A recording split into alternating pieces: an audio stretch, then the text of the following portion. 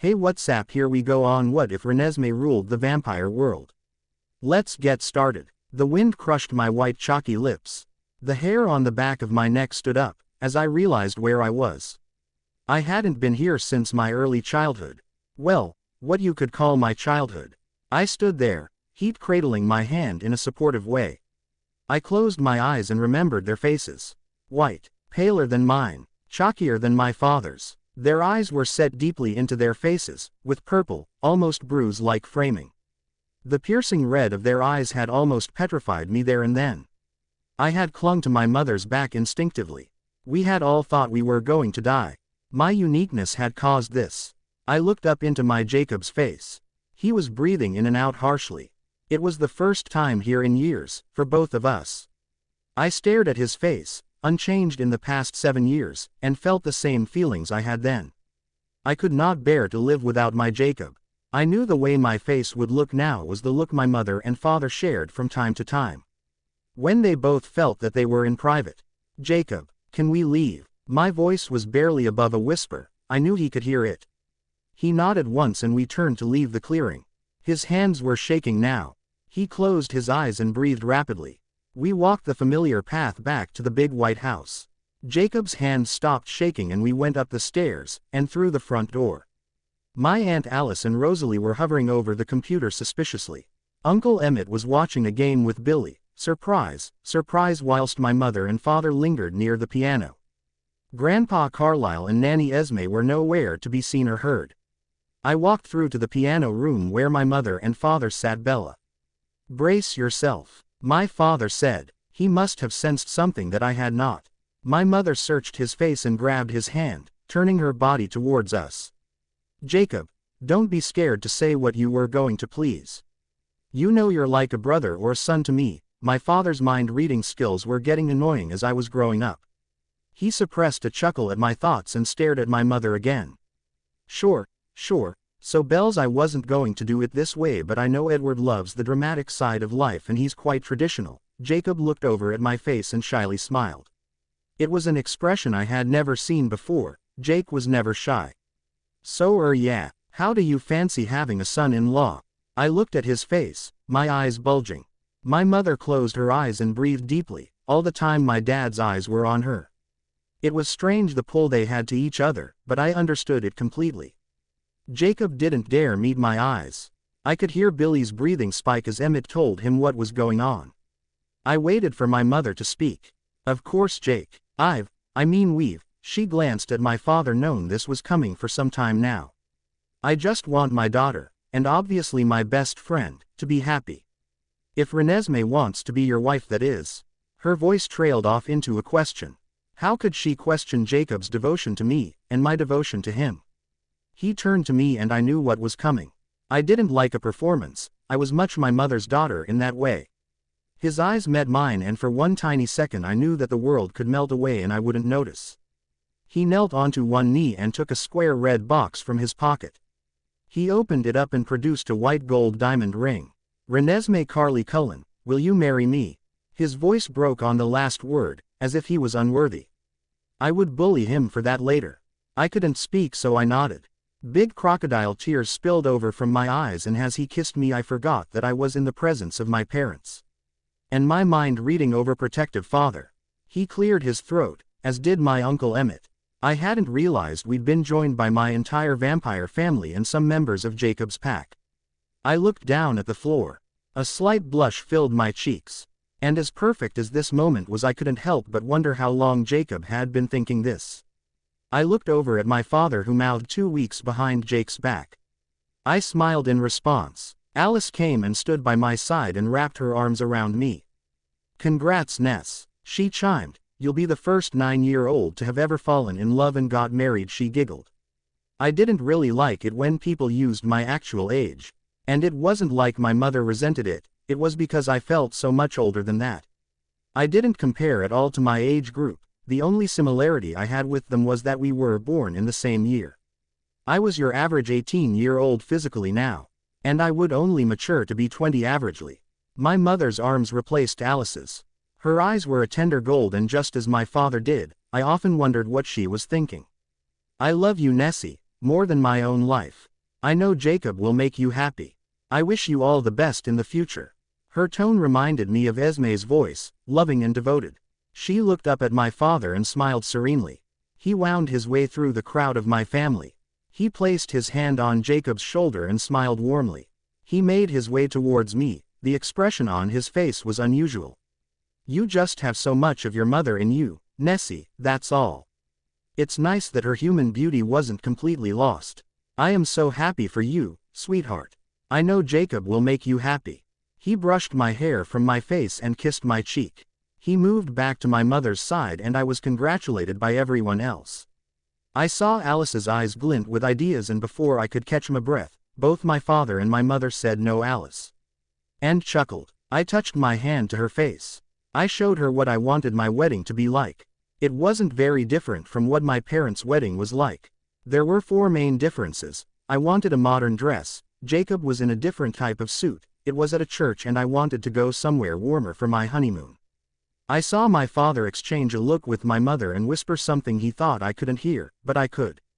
Esme's not making a comeback with the looks. We might have to go there again, he realized I'd heard and sighed. A human wouldn't have been able to hear that, but I could. I was surprised that Emmett hadn't coughed at that, but I realized he had his fingers in his ears in a mocking way. Alice was already planning my wedding, by the time I was stood in front of Grandpa and Nanny.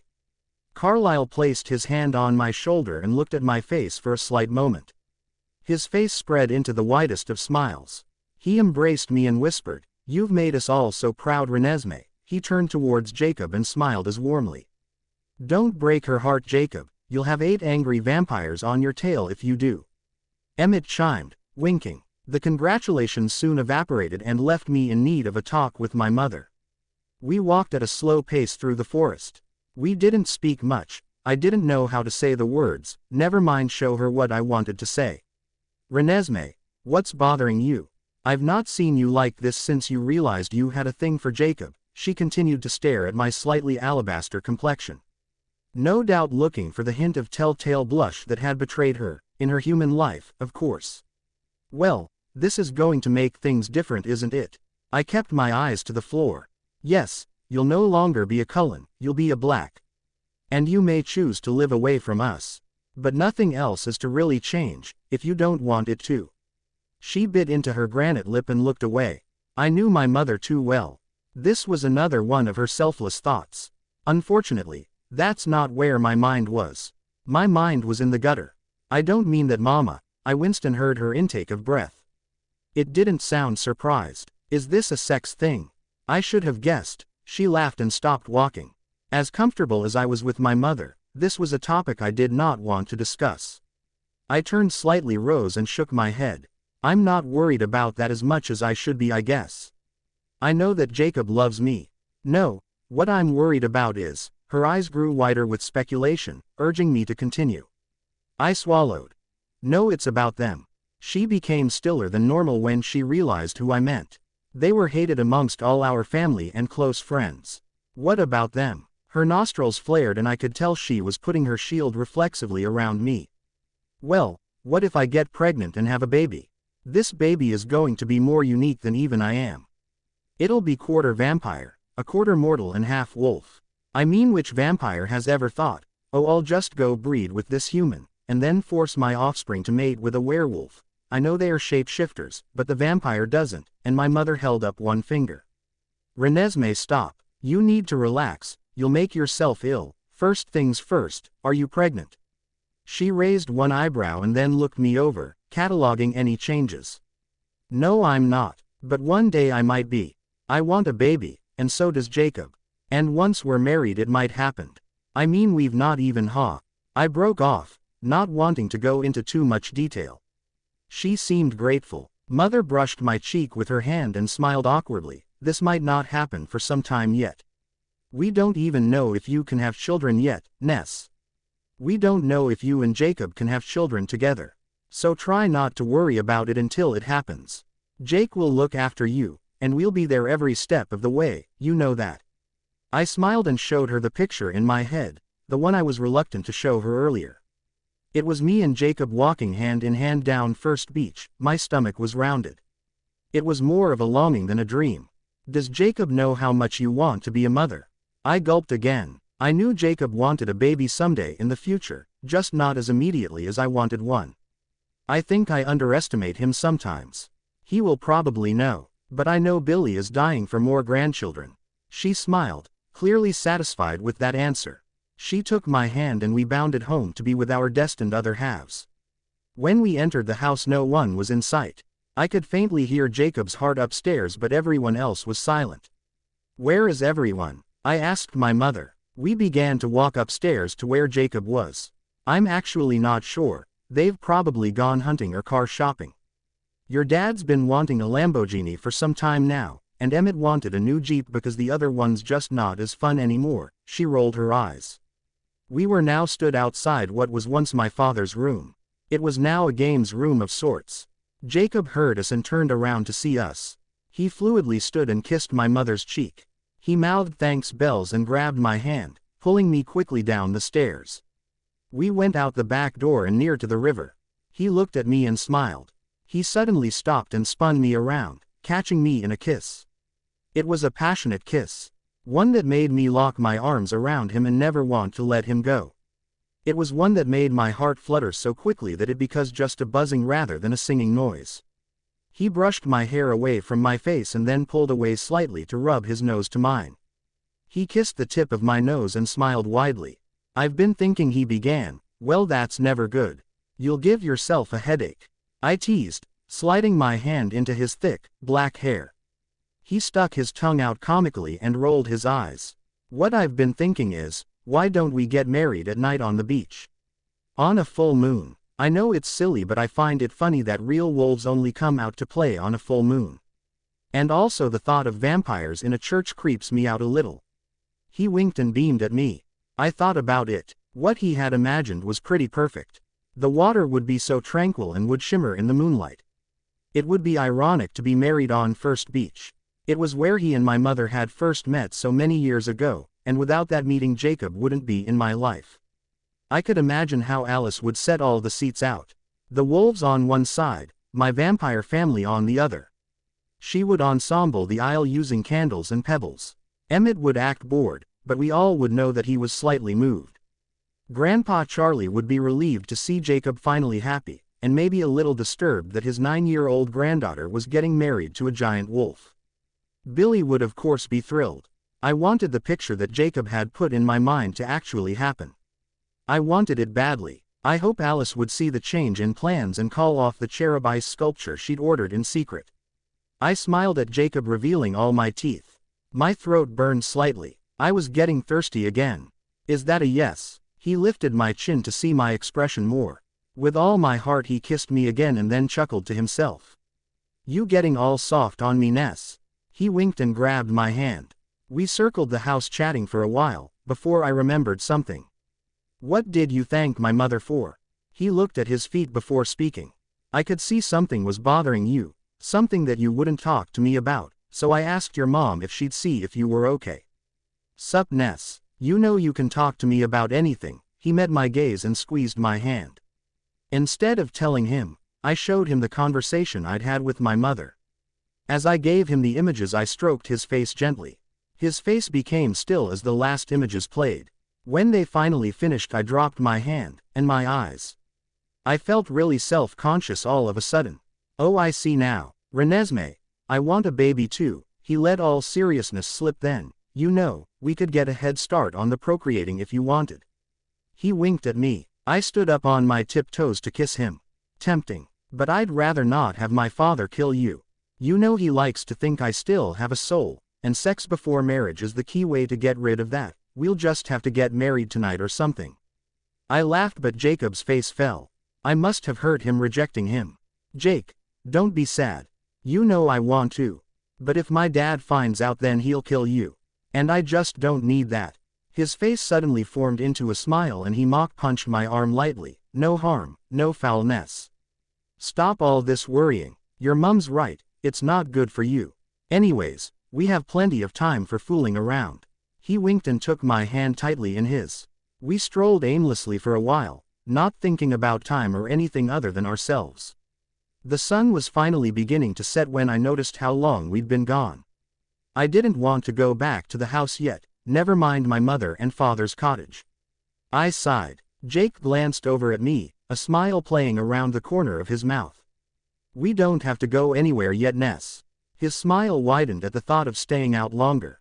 Jacob never stayed over at the cottage with us. When I slept he went home to Billy and slept too.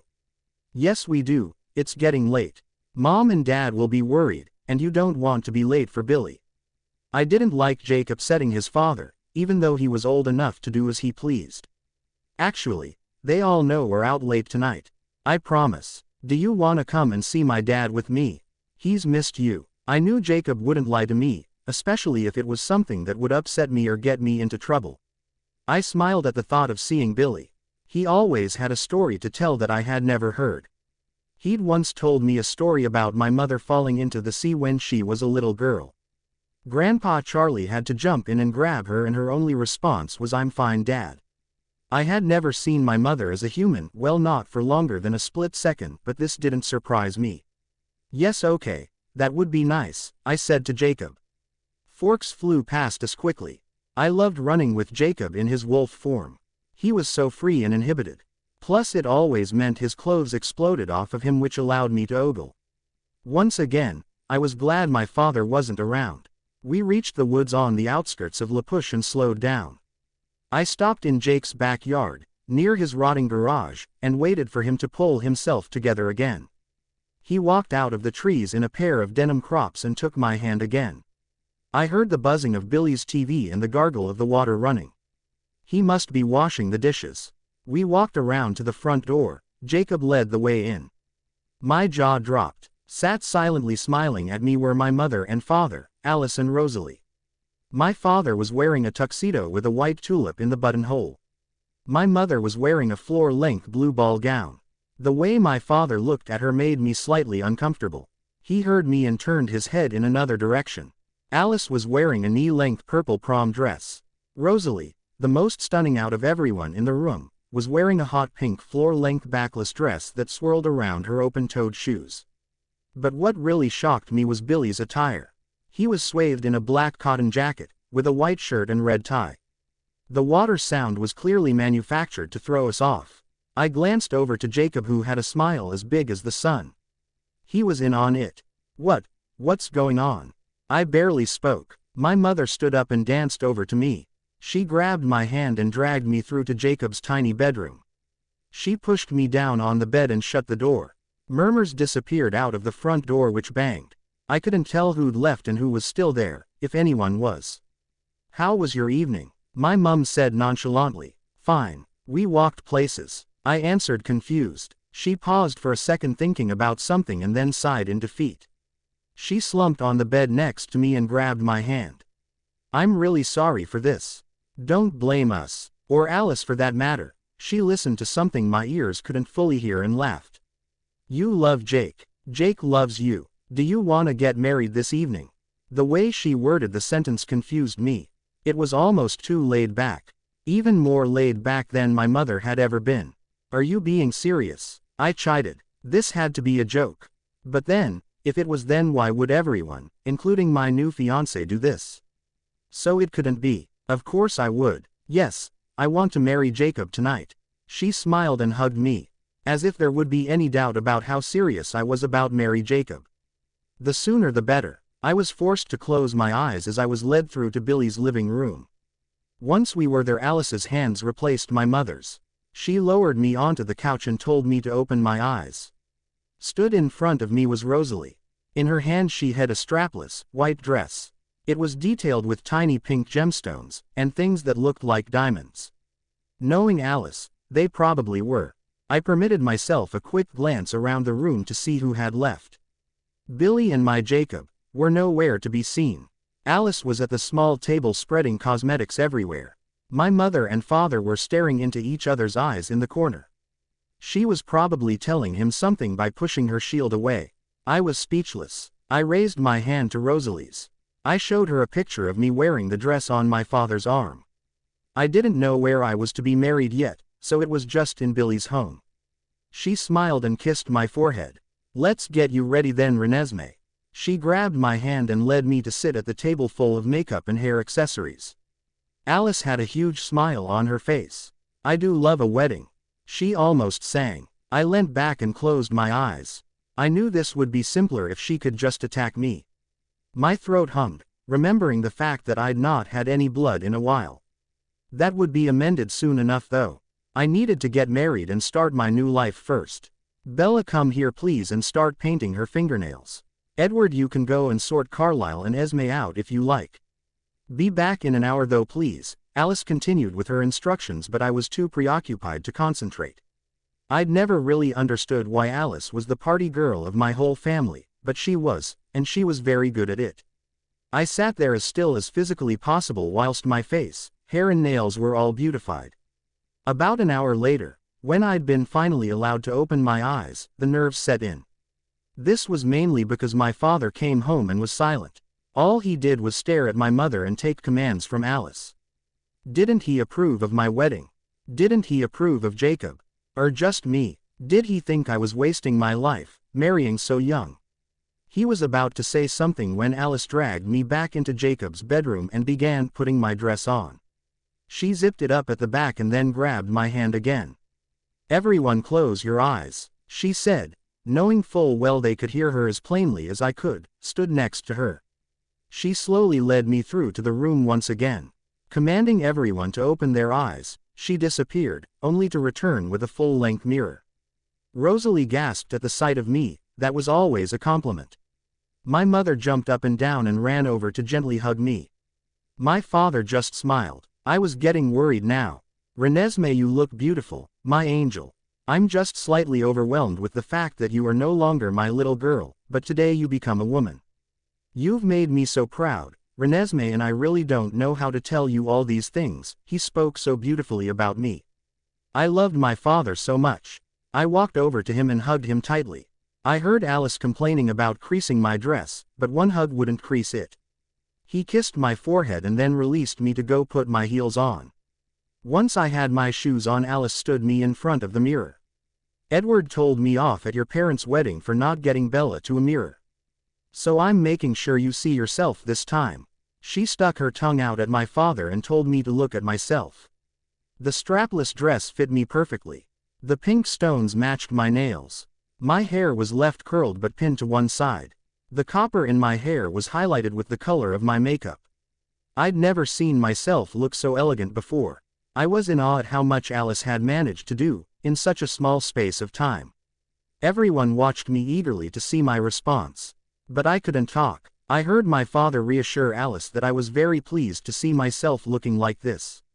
I wasn't a vain. I never had been. But seeing myself like this made me extremely confident. It was a similar feeling to when I first read a Chaucer book unaided, or when I had first realized that Einstein was in fact a vampire. I swirled around to Alice and lightly kissed her cheek. That's sorted then, she chimed. Bella, Rosalie, you can go now.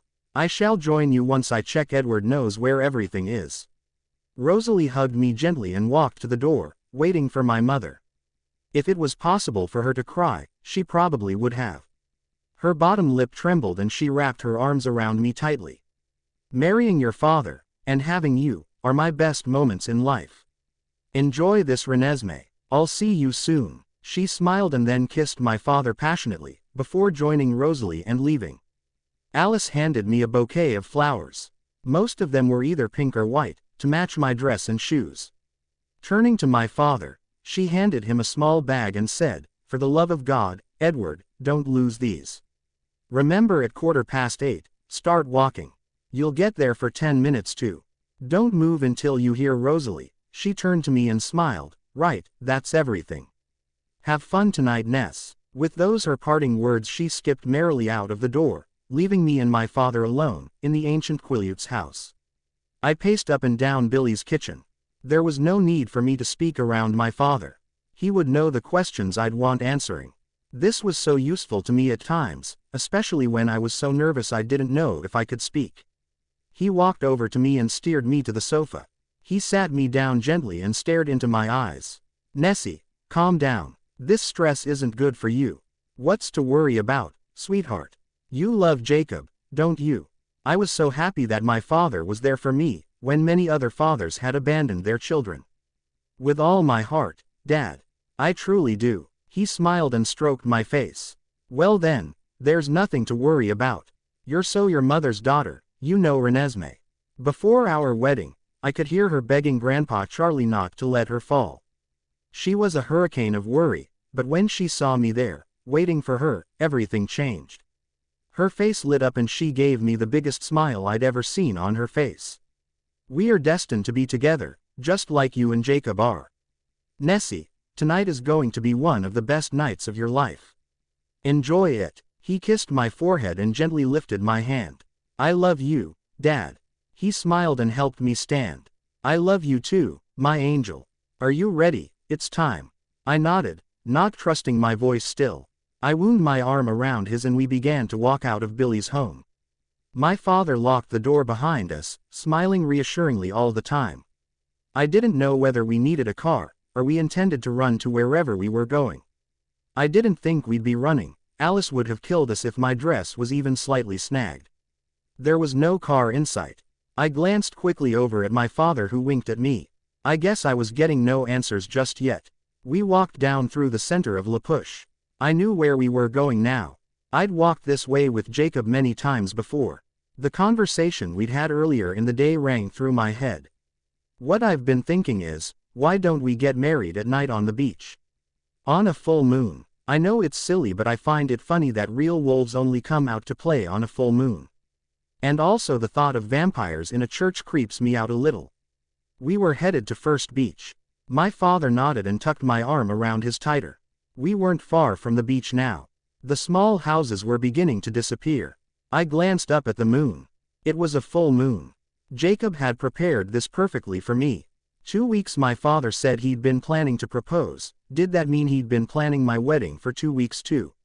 After all, not many people get engaged and married on the same day. He thought it was a good idea. I must admit, he was actually quite sentimental on his reasoning, which is a first for Jacob. He thought because you grew so fast, it was like you weren't prolonging your time together, so why prolong your life together as a man and wife? I never thought I'd get to the stage where I really liked Jacob and his pack of mutts. He laughed to himself, probably remembering another time. I'd not been concentrating too much on where we were. When I took notice, finally, I was overwhelmed. We were on the edge of the beach. My eyes widened as I took in the scene in front of us. The aisle was lined with fairy lights and candles. The lights wound around the chairs on both the left and right of the aisle. Entwined in the lights were white tulips, that matched the ones in my father's buttonhole. On the left were my vampire family, Grandpa Charlie and the Denali's. On the right were Jacob's wolves, Billy and Sue. Sue was clearly longing to sit with Grandpa Charlie. At the end of the aisle was my Jacob. He was wearing a tailored tuxedo that made his biceps bulge as big as Emmett's. Stood with Jacob was both Quill and Embry. He couldn't choose a best man from his 2 best friends. My mother stood across from him smiling at us. She was my maid of honor then. I was so happy about that. I was shocked to see who was in between my mother and Jacob. For some strange reason I'd never thought about who would marry us. But once I'd seen this perfect picture, everything just felt right, like it was meant to be. It was Grandpa Carlyle, the patriarch of our family. I owed Alice a huge thank you. Seeing my decision, she looked over at me and smiled. A small wooden organ was in front of my vampire family. Sat behind it was Rosalie. She nodded towards us and began playing the traditional wedding march. Here we go, sweetheart. He tapped my hand and we began to slowly step closer and closer to my future life. The aisle felt to be too long. It stretched on and on. Jacob looked up at me in awe. His face was humble for once, another expression I'd never seen from Jacob. His eyes kept contact with mine, willing me towards him. Finally, we made it to the front. My father took my hand and kissed it. He placed it gently in Jacob's, symbolically. "Love you, Ness," he whispered. He walked to stand slightly behind my mother and took her hand. Jacob smiled and we turned to face Grandpa Carlyle. "Jacob, Renesmee, friends and family. We're gathered here today to witness the marriage of Jacob and my granddaughter Renesmee." He continued with the traditional lines, giving me appraising glances every now and then. When it came to the I do part, Jacob squeezed my hand and grinned. Once we were married, he swept me into his arms and kissed me. Hand in hand we progressed back up the aisle, whilst being surrounded by rice and confetti, finally as a married couple. "I love you," Jacob whispered. "Good job," I retorted with a wink. I was unsure whether to expect a wedding reception or not. Either way, the important part was over. I didn't know where to go, once we'd walked back up the aisle. Thankfully, Jacob had prepared everything flawlessly. I knew Alice was behind this too.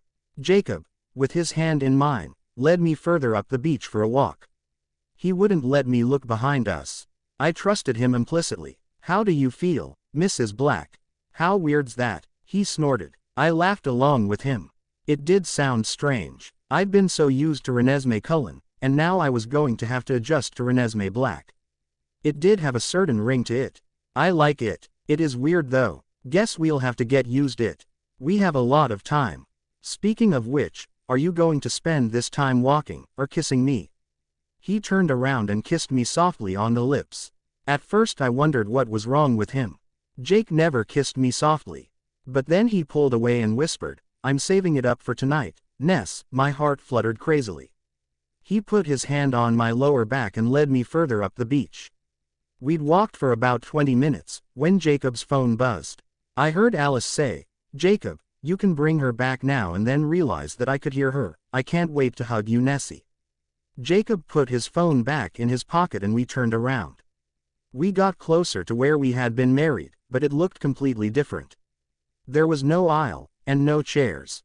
I wondered what had taken so long. Alice usually had things finished within a minute. But as we got closer, everything became apparent. A decking had been laid to create room for a dance floor and seating area. It was the size of your average house. I began to notice faces that weren't at the ceremony, or at least that I thought weren't at the ceremony. Jasper and Alice twirled effortlessly on the dance floor, encouraging the others to dance, no doubt. Emily and Sam were sat at one of the tables. Emily's stomach seemed larger than last time I'd seen her, and that was only a week ago. She was pregnant with Sam's twins. Their 4-year-old daughter Sarah must have been home with Mrs. Yulee. It was quite late for a youngster. Leah, Seth and Sue were sat on the table next to Sam and Emily. It appeared that Leah and Seth were bickering over taking a trip somewhere. Emmett and Rosalie were laughing intimately in the furthest corner from us. The rest of my vampire family, and Grandpa Charlie were stood next to a long table with food on. That would keep the wolves entertained. Jared and Kim were already making their way over to the buffet table. Quill, Embry and Billy were nowhere to be seen. We approached the steps to take us up onto the decked area. As Jacob placed one foot down, Alice noticed and whirled to grab a microphone. She stood with Jasper in the middle of the floor still, and announced, "Ladies and gentlemen, for the first time I would like to present Mr. and Mrs. Jacob Black." I faintly blushed and proceeded to walk up the steps with Jacob. He led me to the middle and took the microphone off Alice, thanking her. "I'd just like to say, thank you all for coming tonight and making this night special for my soulmate. Hey Jared. The food isn't declared open yet, pause off. I didn't do this at your wedding. I hope you all enjoy your evening and try not to irritate each other." Everyone laughed and continued doing what they were previously. Person after person came and congratulated us. Nahal was one of the last in line. I'd not noticed him here before. Since I'd first met him, almost 7 years ago, we'd kept quite regular contact. He made me feel more ordinary. He bounded over towards me and Jake. His suit looked too small for him but didn't make him look less formal. "It's good to see you, Renesmee. It's been far too long." He hugged me, and then proceeded to shake Jacob's hand. "Congratulations, my friend. You look after little Nessie, she's a keeper." Jacob reassured him and they both laughed, not quite at my expense. Once the whole meet and greets were over, Alice forced us to sit down at different tables. On ours were my mother and father, me and Jacob, and 3 empty seats. Billy, Quill and Embry arrived in time with a small rectangular box and took their seats at our table. Alice hugged Billy and grabbed the box from the table. "This isn't much of a surprise, I don't think," Jacob whispered to me. He squeezed my knee under the table. My mother squeezed my left hand. It was the first time I'd really felt the silver wedding band and engagement ring together properly. It felt nice, whole. As most of you know, Renesmee is the daughter of Edward and Isabella Cullen. She's extremely unique. For Edward and Bella's marriage gift, Carlisle and Esme bought the lovebirds a home of their home. Continuing the tradition, Edward and Bella have bought a home for Jacob and Renesmee. It's furnished, the pack have decorated it as well, under Esme's constant watch. I hope you two like it. She handed me the box. Inside was a little brass key. I was breathtaken. I honestly couldn't believe how thoughtful everyone was. I should thank everyone once I was sure my voice was unshaken. Wait, Alice cried, stopping my thought there and then. There's more. Unbelievable. What more could I be possibly given? I had a loving husband, an amazing family, a brilliant pack of friends. What else, other than a child, could they think to give me? Charlie has a gift for you. Everyone turned to the back to stare at my grandfather. He was sat contentedly with Sue. Nah, Alice, you promised me you wouldn't do this. She shrugged at his words. My mother suppressed a chuckle and squeezed my hand even harder. This isn't anything spectacular, Nessie. I just thought it was fitting. He stood up and walked over to me. A larger flat box in his arms.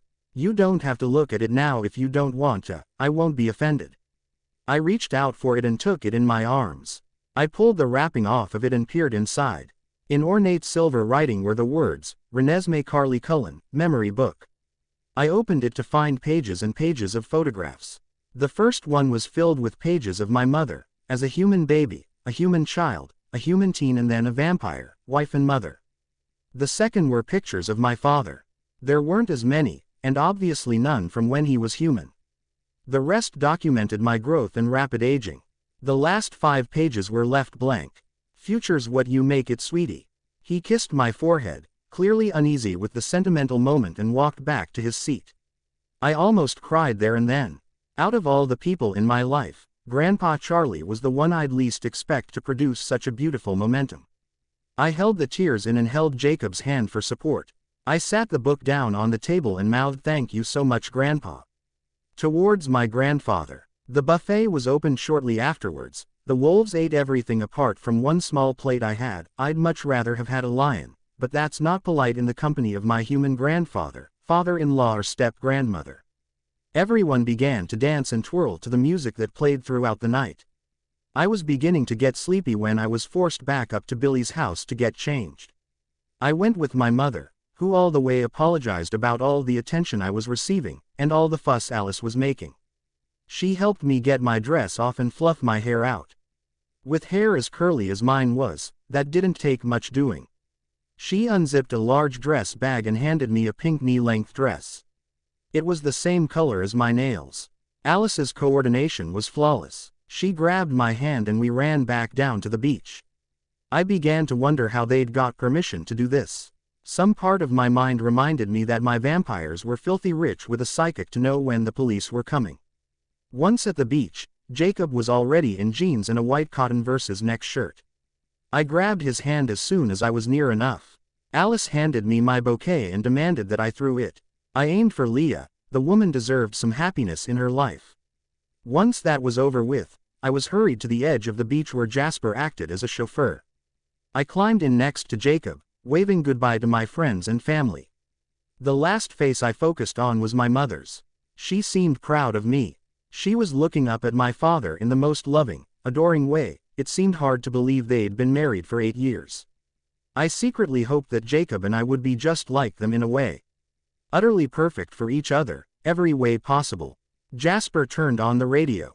He was either really curious in the human world's events, or he was trying to give us some privacy. I watched as Jacob rechecked various pieces of paper over and over again. Jasper, where are we going? I was still utterly bewildered by how quickly my day had gone, and with how much happened. Yesterday I was just the girlfriend of local wolf Jacob Black, the daughter of Edward and Bella Cullen, the local vamps. And now what was I? How much had changed by just saying a few little words? For one thing, I didn't actually know where I lived. I'd not seen the home my parents had bought for me and my new husband. Another thing that puzzled me was why Jasper was driving in the opposite direction of town. To the airport. You're going on your honeymoon for a week. I suggested longer, but everyone reckoned you'd want to see your home sooner. He smiled at me in the rear view mirror. I raised one eyebrow and turned to Jacob, who was still riffling through a bag of paper. He found 2 passports and relaxed slightly. Where we going on our honeymoon then, Jake? I slid into the side of arm and waited for him to wrap his arm around me. When he did, he sighed in defeat. I wanted to keep that a secret too. But I don't think I can. I'm taking you to the Amazon. It will be nice and hot there, and Nahal has been building a house for us to stay in. He's going to live in it once we come home. Jasper's chartered a plane and he'll be flying us there, and bringing us home. We still need passports and papers and things to get through customs and stuff. Belle's sorted that out. A friend of hers, Mr. Jenks, got us the papers. I seem to remember that name, but I wasn't entirely sure why. I hugged him tighter and kissed his neck, all the while remembering my emotionally sensitive uncle was in the car with us. He cleared his throat uncomfortably. I slid up into a normal sitting position right away, trying only to concentrate on where we were heading. We made it to the airport not long after. Jasper waved his credit card to get us places speedier. Once we were through the keen eyes of the security staff, Jacob relaxed slightly. "Calm down, Jake," I kept whispering. Each time Jasper would send a wave of relaxation over us. Sure, Jacob replied tiredly. We finally made it to the plane. It was smaller than a commercial plane, but that meant more private. Jasper set everything up and then told us to get on board. The interior looked like a room instead of a plane. There was a bar in the corner, a widescreen TV that would have Emmett drooling, and armchairs for seats. The walls were a mahogany color, which was highlighted by the cream curtains hanging over the windows. I took a seat in one of the armchairs and strapped myself in securely. Jacob tossed the bag of papers into another one of the seats and sat beside me. He strapped himself in also, and then grabbed my hand. Jasper told us over the telecom that we were taking off soon. I rested my head on Jacob's shoulder and prepared myself for a long and tiring journey, hoping that we could both fall to sleep and just wake up in the middle of the Amazon. Once we were in the air, I felt my eyelids closing. I did nothing to keep them open. Sleep on a night like tonight was very tempting. I awoke disoriented. Jacob wasn't sat with me. There were no clocks in the plane's interior to tell me how long I'd slept. I lifted the blind and admired the slight luminescent glow that the sun created on my skin. I sighed. Unfastening my belt, I stretched, my fingers becoming entwined in warm hands. Jacob stood over me. He leant down and kissed my lips. "Good afternoon, sleepy." I thought I snored loudly. He joked. I pulled his arms around me, forcing myself into a big heated cage. He kissed me again and then began to turn. "Don't go," I almost yelled. I enjoyed Jacob's company more than he knew. "I'm not going anywhere. I was just going to get you some breakfast, or lunch, with the time of day." "Sorry we don't have any gazelles. We do have some sausages though. That should make you less hungry at least." I winced at the reminder of my thirst, but smiled gratefully anyway. I was still unsure of the time, or how long we'd been flying for that matter. I released Jacob's hands and pulled my legs to my chin. I stared out the window again, admiring the view. We must be getting closer to the Amazon. I could see that the tree mass was increasing, getting thicker, and the hint of a river began to form. Jacob returned with a large sausage sandwich. He handed it me and then returned to get his own. We both ate so quickly. "Where are we now? Have we been in the air long?" I asked between bites. Jacob swallowed and sipped a glass of juice. "Well, we both fell asleep right after takeoff. I was asleep for 4 hours and then I went to talk to Jasper. You woke up around 5 hours after me, so I reckon we'll be landing soon." "Is that right, Jasper?" He called a little louder. "Yes, that's right, we're coming into land now. Alice called me and said that it's gonna rain tonight, quite heavy too, so you're best off staying inside," he said just loud enough for us to hear. I chuckled and took a sip of my juice too. I was under the impression that we'd be staying inside all night tonight anyway. I whispered with a slight blush. Jacob laughed loudly too and winked at me. The pressure increased in the plane as we began to descend more rapidly. Jacob put his hand over his ears and closed his eyes. I'd heard about this, but never experienced it. My ears must be more vampiric than human. I watched out of the window again. The only thing visible were trees. It did look like it was going to rain. The mist covered most of the trunks of the trees, making most of them invisible. It was very pretty. We finally landed in a small clearing. Jacob opened his eyes and removed his hands. He unfastened his belt and then unfastened mine. Pulling me up gently, he caught me in a kiss. "Happy honeymoon, wifey," he exclaimed with his lips on mine. I wrapped my arms around his neck tightly. In a quick motion he knocked my legs from under me and scooped me into his arms. "Hey, come on Jake, put me down," I complained. He just laughed and began to walk out of the plane.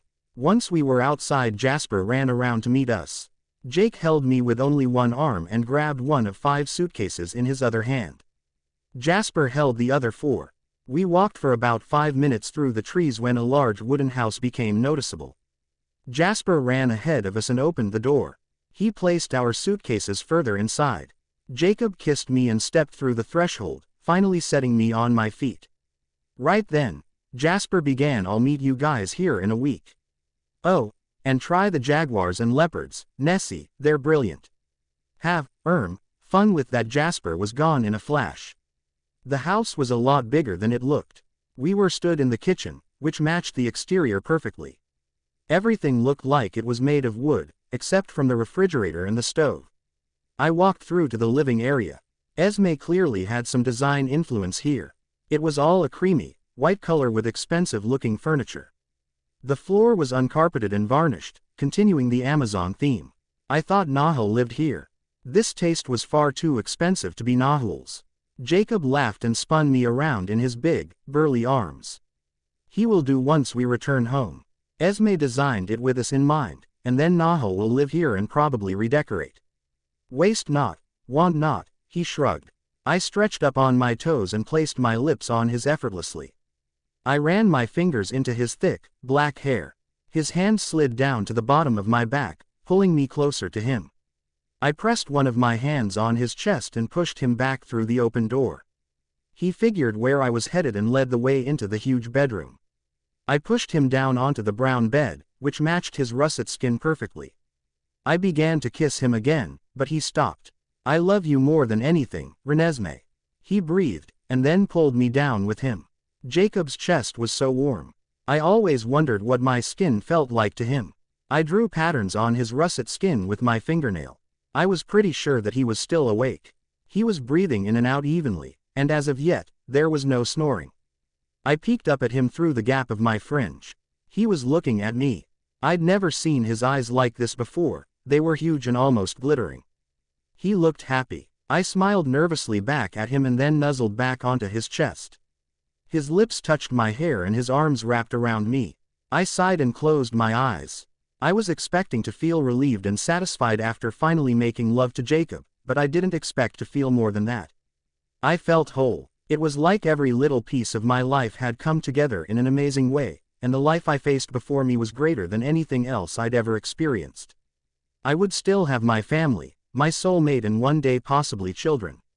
This was my sunrise. This was the beginning of the rest of eternity. The fact that both myself and my soulmate were immortal was the best gift life could ever have given me.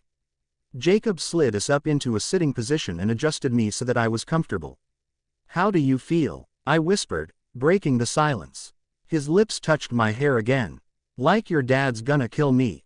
He laughed. I scowled and got out of the bed.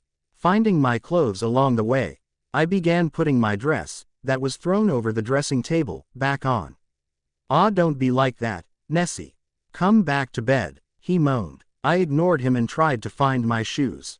"I was only joking. I'm sorry. I feel amazing. Thank you. How do you feel?" I stared deep into his eyes. He jutted his lip out like a kid in trouble. I sighed in defeat, kicking the one shoe I'd managed to find off of my foot. I pulled my dress back off and slid between the sheets, and back into his arms. "I am sorry," he replied, finding my lips. I kissed him back and answered his question. "I feel kinda whole, like something was missing before. You know." He nodded and held me tighter. "I feel the same. Why did you climb out of bed before?" I didn't really want to answer this question. It felt insignificant now that he'd answered. He nudged me to continue. "Well, when you answered with a joke, I thought I'd done something wrong, or that you didn't enjoy yourself." I felt a hint of blush run into my cheeks. I buried my face with my hair. I expected him to laugh. But he did the opposite. He flipped me around as quickly as he could, so he was on top of me. He moved my hair away from my face and looked into my eyes. Nah, Nessie, you did absolutely nothing wrong. And I really enjoyed myself. His eager kiss met my lips. I pulled his head closer to mine and wrapped my legs around his waist. That was effectively the end of that conversation, to say the least. I woke up during the middle of the night. Jacob was snoring loudly, so I fidgeted my way out of his arms. I walked through to the kitchen and opened a suitcase labeled Nessie. I had 3 of the suitcases to myself, Jacob had 2. I pulled out a nightdress and put it on. I stretched up high and then yawned. I pulled the fridge open and grabbed a carton of eggs. Eggs had always been my favorite human food, as long as I could remember. I cooked them sunny side up, as always. Once I'd eaten them I washed my dish and wandered around the house. It was all one floor. There was a kitchen, a living room, mine and Jacob's bedroom, a games room, 2 bathrooms and a home theater room. I stayed in the home theater room. I turned the TV on and flicked through the channels to find something worth watching. There wasn't anything that piqued at my curiosity, so I searched for a film. I finally found one of my all-time favorites, Gone with the Wind. I put it on and began to watch the selfishness of Scarlett O'Hara play out before me. I must have fallen back to sleep somewhere in the 4 hours, because I woke up as the end credits rolled. I was warmer than I was when I'd fallen to sleep. As I became more aware I realized that I was back in Jacob's arms, and it was lighter out. "Did I wake you?" he croaked. I twisted a little so I could sew his face. "I don't think so, I think I was just ready to wake up." He nodded and grabbed the TV remote to turn it off. I kissed the hollow of his neck and then rested my head on his shoulder. "What do you want to do today?" he asked. I thought about it. I really wasn't tired anymore, or hungry. I was quite thirsty though. The flames in my throat licked upwards, as if to accentuate my desire for a leopard or a jaguar. "Can we hunt?" I suggested, stroking my neck absent-mindedly. A smile played around his lips. He clearly wanted to try something new as well. I liked how Jacob seemed to enjoy hunting with me. Yeah, course. The one who gets the biggest wins. In a flash I was on my feet. I loved a challenge. I ran back to the suitcase, that was still unpacked, and grabbed a t-shirt and some jeans. Jacob pulled on his denim cut-offs. He grabbed my hand and we sprinted out of the house. Once we were in the dense trees, he began to shake. In a quick burst he was transformed into his lovely red-brown wolf. I stroked his face and we began to run again. A foreign scent invaded my nostrils. It was definitely a carnivore. I heard the blood begin to pulse underneath the thin membrane of the animal's skin. My throat was on fire. Jacob disappeared out of my peripheral vision, clearly not after the same animal as I was. I heard the animal's feet pad heavily across the floor. It was a big one. I got closer and closer, stalking my prey. Finally, I saw the big cat standing in front of me. It was black all over. Jaguar then. I crouched down and sprang at it from behind. My feet landed agilely next to the cat's. My teeth sank into the cat's throat, draining its life-giving blood. Soothing my fire, I let the body fall to the ground. I wiped my face and listened for Jacob. He was wrestling with his prey, probably having more fun with it. I hid the jaguar's body and sprinted to where he was. I came through the trees and spotted Jacob. In his paws was a leopard. He saw me and sank his teeth into its jugular, silencing the animal forever. He began to eat it. His wolfy face looked smug. I almost chuckled at the fact that he thought he'd won. He finished his meal and wiped his muzzle on the grass. "I still win," I smirked. Lifting my hand to his face, I showed him the size of my prey. He huffed and started pacing towards the house. Sore loser. I picked the leopard up by one of its legs, and threw it into the undergrowth. I ran and caught up with Jacob. Once we were home, Jacob went and showered. I unpacked all our clothes and decided to call home. I rang my mother's phone first. "Renesmee," she answered. I heard movement in the background. Probably my father materializing next to her. "Hi Mom. We're having a lovely time. Tell Uncle Jazz the jaguars are amazing. Jake had a leopard. Anything new back home?" I heard Jacob switch the shower off. "Not really, just the usual stuff. We've just been cleaning up after the wedding. We decided to decorate the cottages downstairs a little differently. But that's not interesting. Your dad says that he's bought Jacob a new car, but don't tell him." Anyways, we have to go, Ness. Charlie's coming up. Have a nice time. Love you lots, sweetheart. I told her that I loved her and then went to find Jacob. He was still getting dry in the bathroom. I walked in and turned the water on. As I was taking off my dress, I heard Jacob stop drying his hair. You are going to join me, right? I stepped into the shower, grabbing his hand and pulling him in. I kissed him as the water rained down on us. His hands worked their way into my hair and down my face as I kissed him. I pulled him closer towards me, my back against the shower wall. He kissed his way from behind my ear to my stomach and then back up again. I'd definitely found my new hobby. The rest of the week continued in the same exciting way. The weather was hotter than anything I'd ever experienced before, except from maybe Jacob. At night we frolicked and slept. In the daytime we hunted, swam and frolicked. By the end of the week, I was almost sad to leave my paradise, but I was also very excited to see what my new home was like. I repacked as Jacob called Billy and Sam to check up on things. Once he'd established everything was fine, he came to help me.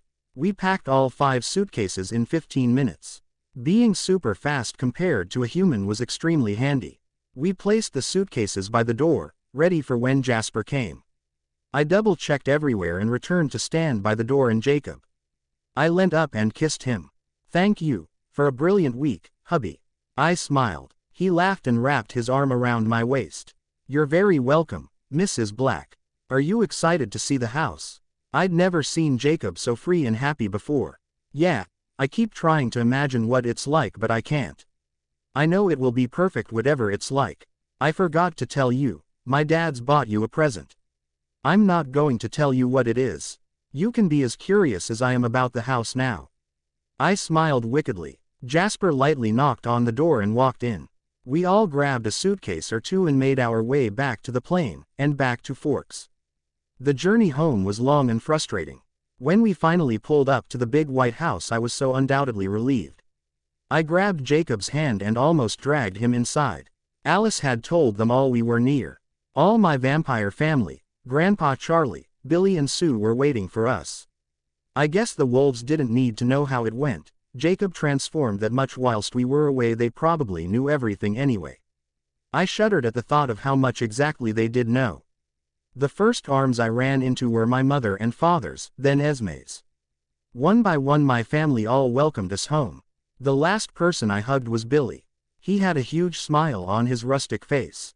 He'd waited so long for his youngest child and only son to find his soul mate. Welcome home, daughter-in-law, he joked. I laughed along, all the while the curiosity was killing me. I wondered what car my father had bought Jacob. No doubt it would be faster than his Aston Martin, which Jacob adored.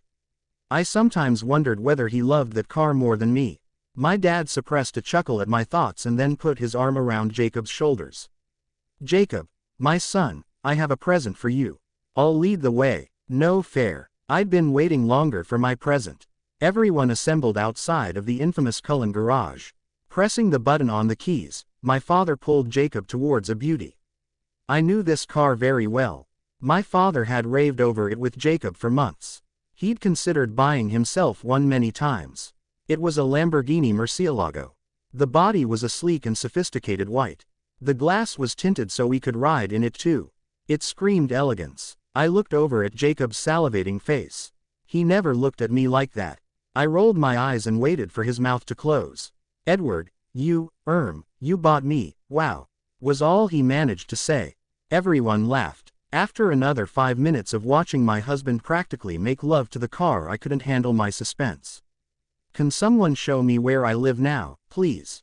I almost screamed. My mother chuckled and grabbed my hand. We ran, slowly for my mother, in the opposite direction to the cottage. I heard everyone approaching us, including Jacob. Suddenly, my mother stopped running. In front of us was a tall, 3-story house. It was made out of a dark stone and had ivy creeping up the side of it. The windows were white. My mother handed me the key.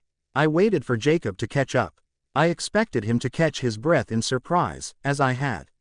But he didn't. Either he was still drooling over the car, or he'd seen this before. I was going with the latter. I took the key from my mother's alabaster hand and stared into her golden eyes. She smiled encouragingly back. My hands shaking, I put the key into the lock and turned it. As I opened the door, a scent similar to the ocean hit me. I took a step forward, but before I could enter the house, Jacob knocked me off of my feet again and carried me through the threshold in his arms. "It's good luck," he shrugged. Once we were through, he let me look around, and set me down on my feet. The walls were all a variation of brown and warm, just like my Jacob. The floors were wooden and smelt like the forest. The living room accompanied its own huge plasma TV. We walked up the first flight of stairs. The theme began to become lighter shade of brown going into cream now. I opened one door. It was undecorated and unfurnished.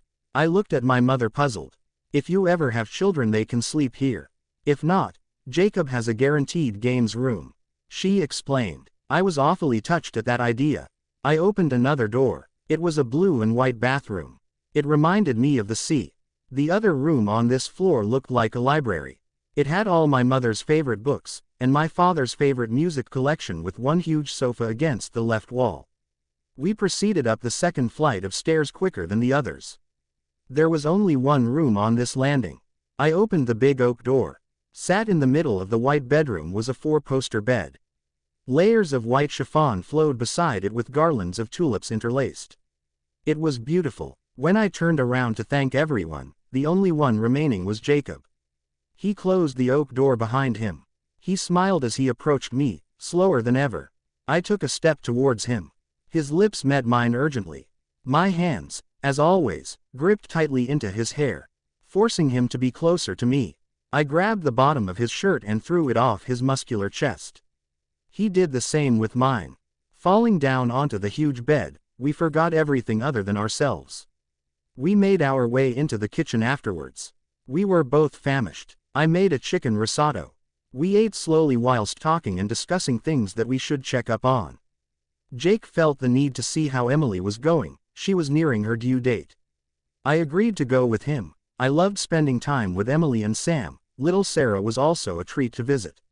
We changed our clothes and drove in Jacob's second wife to Sam's home. Emily waddled out to meet us. She wrapped her arms around me and kissed my cheek. "Welcome home," she exclaimed. Jacob walked towards her and kissed her cheek too. "You're big, Emily. How long? Till the little wolves come?" She thought about it and then smiled. "A week today." Sarah's so excited. I'm absolutely adamant they're both boys. They kick each other a lot. Just like you and Quill, she teased. Emily invited us in and we went and sat in her living room. She lowered herself down slowly and then called for Sam. He came in with Sarah in his arms. She was just as beautiful as Emily was, without the scarring on her face. Her dark hair was in a bun at the back of her head. Once Sam placed her on the floor, she ran straight to Jacob. "Uncle Jake." He held his arms out for her and gave her a big hug. She bounced over to me afterwards and sat on my knee for a while. Sam told Jacob that there had been no problems on patrol recently. They'd only encountered one bloodsucker, who'd been taken care of quickly. I always winced whenever someone said that. I found it hard to think of some vampires being killed, not only because of my family, but because whenever Sam described the bad ones, it reminded me of the Volturi. Sam went on to inform Jacob that he was giving up his wolf to grow old with Emily. This shocked me. Jacob just looked at me in a meaningful way and nodded. He was thinking about what he'd do if I was human nonetheless. "That makes you the only alpha now, Jacob. I haven't phased in 6 weeks, so I don't think I will phase again. Some of my hair has begun to turn slightly gray as well." Most men would say this disgusted, but not Sam. He was happy that he'd be able to live a normal life with his wife and children. I didn't blame him one little bit. It was almost Sarah's bedtime, so we decided to leave them in peace. We climbed into the Lamborghini and drove to the main Cullen house. Emmett, Jasper and Grandpa Carlyle had all gone hunting. Alice and Nanny Esme were chatting on the sofa. Rosalie was doing her hair in the long mirror. And my mother and father were sat by the piano. Jacob went straight to my father and did something I'd never seen. He hugged him. "Thank you. That car is incredible. I owe you one." Both my mother and I shook our heads and rolled our eyes. I slumped down in the chair next to the piano that wasn't occupied. "You look tired," my mother said, tracing the circles under my eyes. "I am," I said, yawning, accentuating what I was saying. A lot's happened in a small space of time. I'm used to just watching sitcoms and reading all day, I chuckled. I figured you'd be very busy, she said, eyeing Jacob. I felt the telltale blush change my color slightly. Her eyes met mine. I looked away immediately. She chuckled and sighed. This is really off subject, but I just wanted to say how nice it is to see you both happy. It was a little weird when you first got together, because of mine and Jacob's history, and how wholeheartedly you accepted that. But now, it's like my best friend can finally be happy. And it's my daughter who's made him happy. It's funny how the world works, really. She smiled. I didn't care what Jacob did before we were together, or before I was born. It didn't matter. I could see my mother's point of view though. The world was a funny place. You only had to look at our family to know that fate and destiny existed, as well as myth and legend. We drove the car home about an hour later. I was ready for sleep, and Jacob seemed to be too. We parked the car in our small garage and held hands as we walked into the house. I ran upstairs and got ready for bed. By the time I was in my night clothes, Jacob was already asleep. I slid into bed next to him and closed my eyes. I laid my hand across Jacob's back and proceeded into a dream-filled sleep. I woke up with Jacob staring at me. His eyes were huge. What? Had I kicked him or something? How did you not wake up through that? My eyebrows knitted together. Your dream. You fell asleep with your hand touching me, so when I woke up I could see your dream. Don't you remember? I tried to think about my dreams. The only ones I could remember were no different than usual, all butterflies and pink. I shook my head confused. He sighed. It sounded like something that he didn't want to relive. He swallowed. You were talking to the Volturi. Trying to reason with them. You were in Italy with Bella and Edward. Everything was awful, and then, I urged him to continue and then Jane walked in, so I woke you up. He muttered something under his breath about Jane and then stroked my face. I never had nightmares. I was thinking about them earlier when Sam told you about the vampire. I yawned. He nodded thoughtfully, still stroking my face. What time is it? I tried to find a clock but was unsuccessful. Just after 10 am. You were exhausted last night. I think I'm wearing you down too much. He giggled. I slid up and kissed his lips. That is a possibility. He laughed along with me and we got ready for the rest of our day. It had been 2 whole weeks since the wedding now. Life had started to calm down and we developed a new routine. Wake up, eat, see the vamps, eat, go to Billy's, eat, come home, frolic, eat and then finally sleep. I wasn't the one constantly eating though, that was Jacob.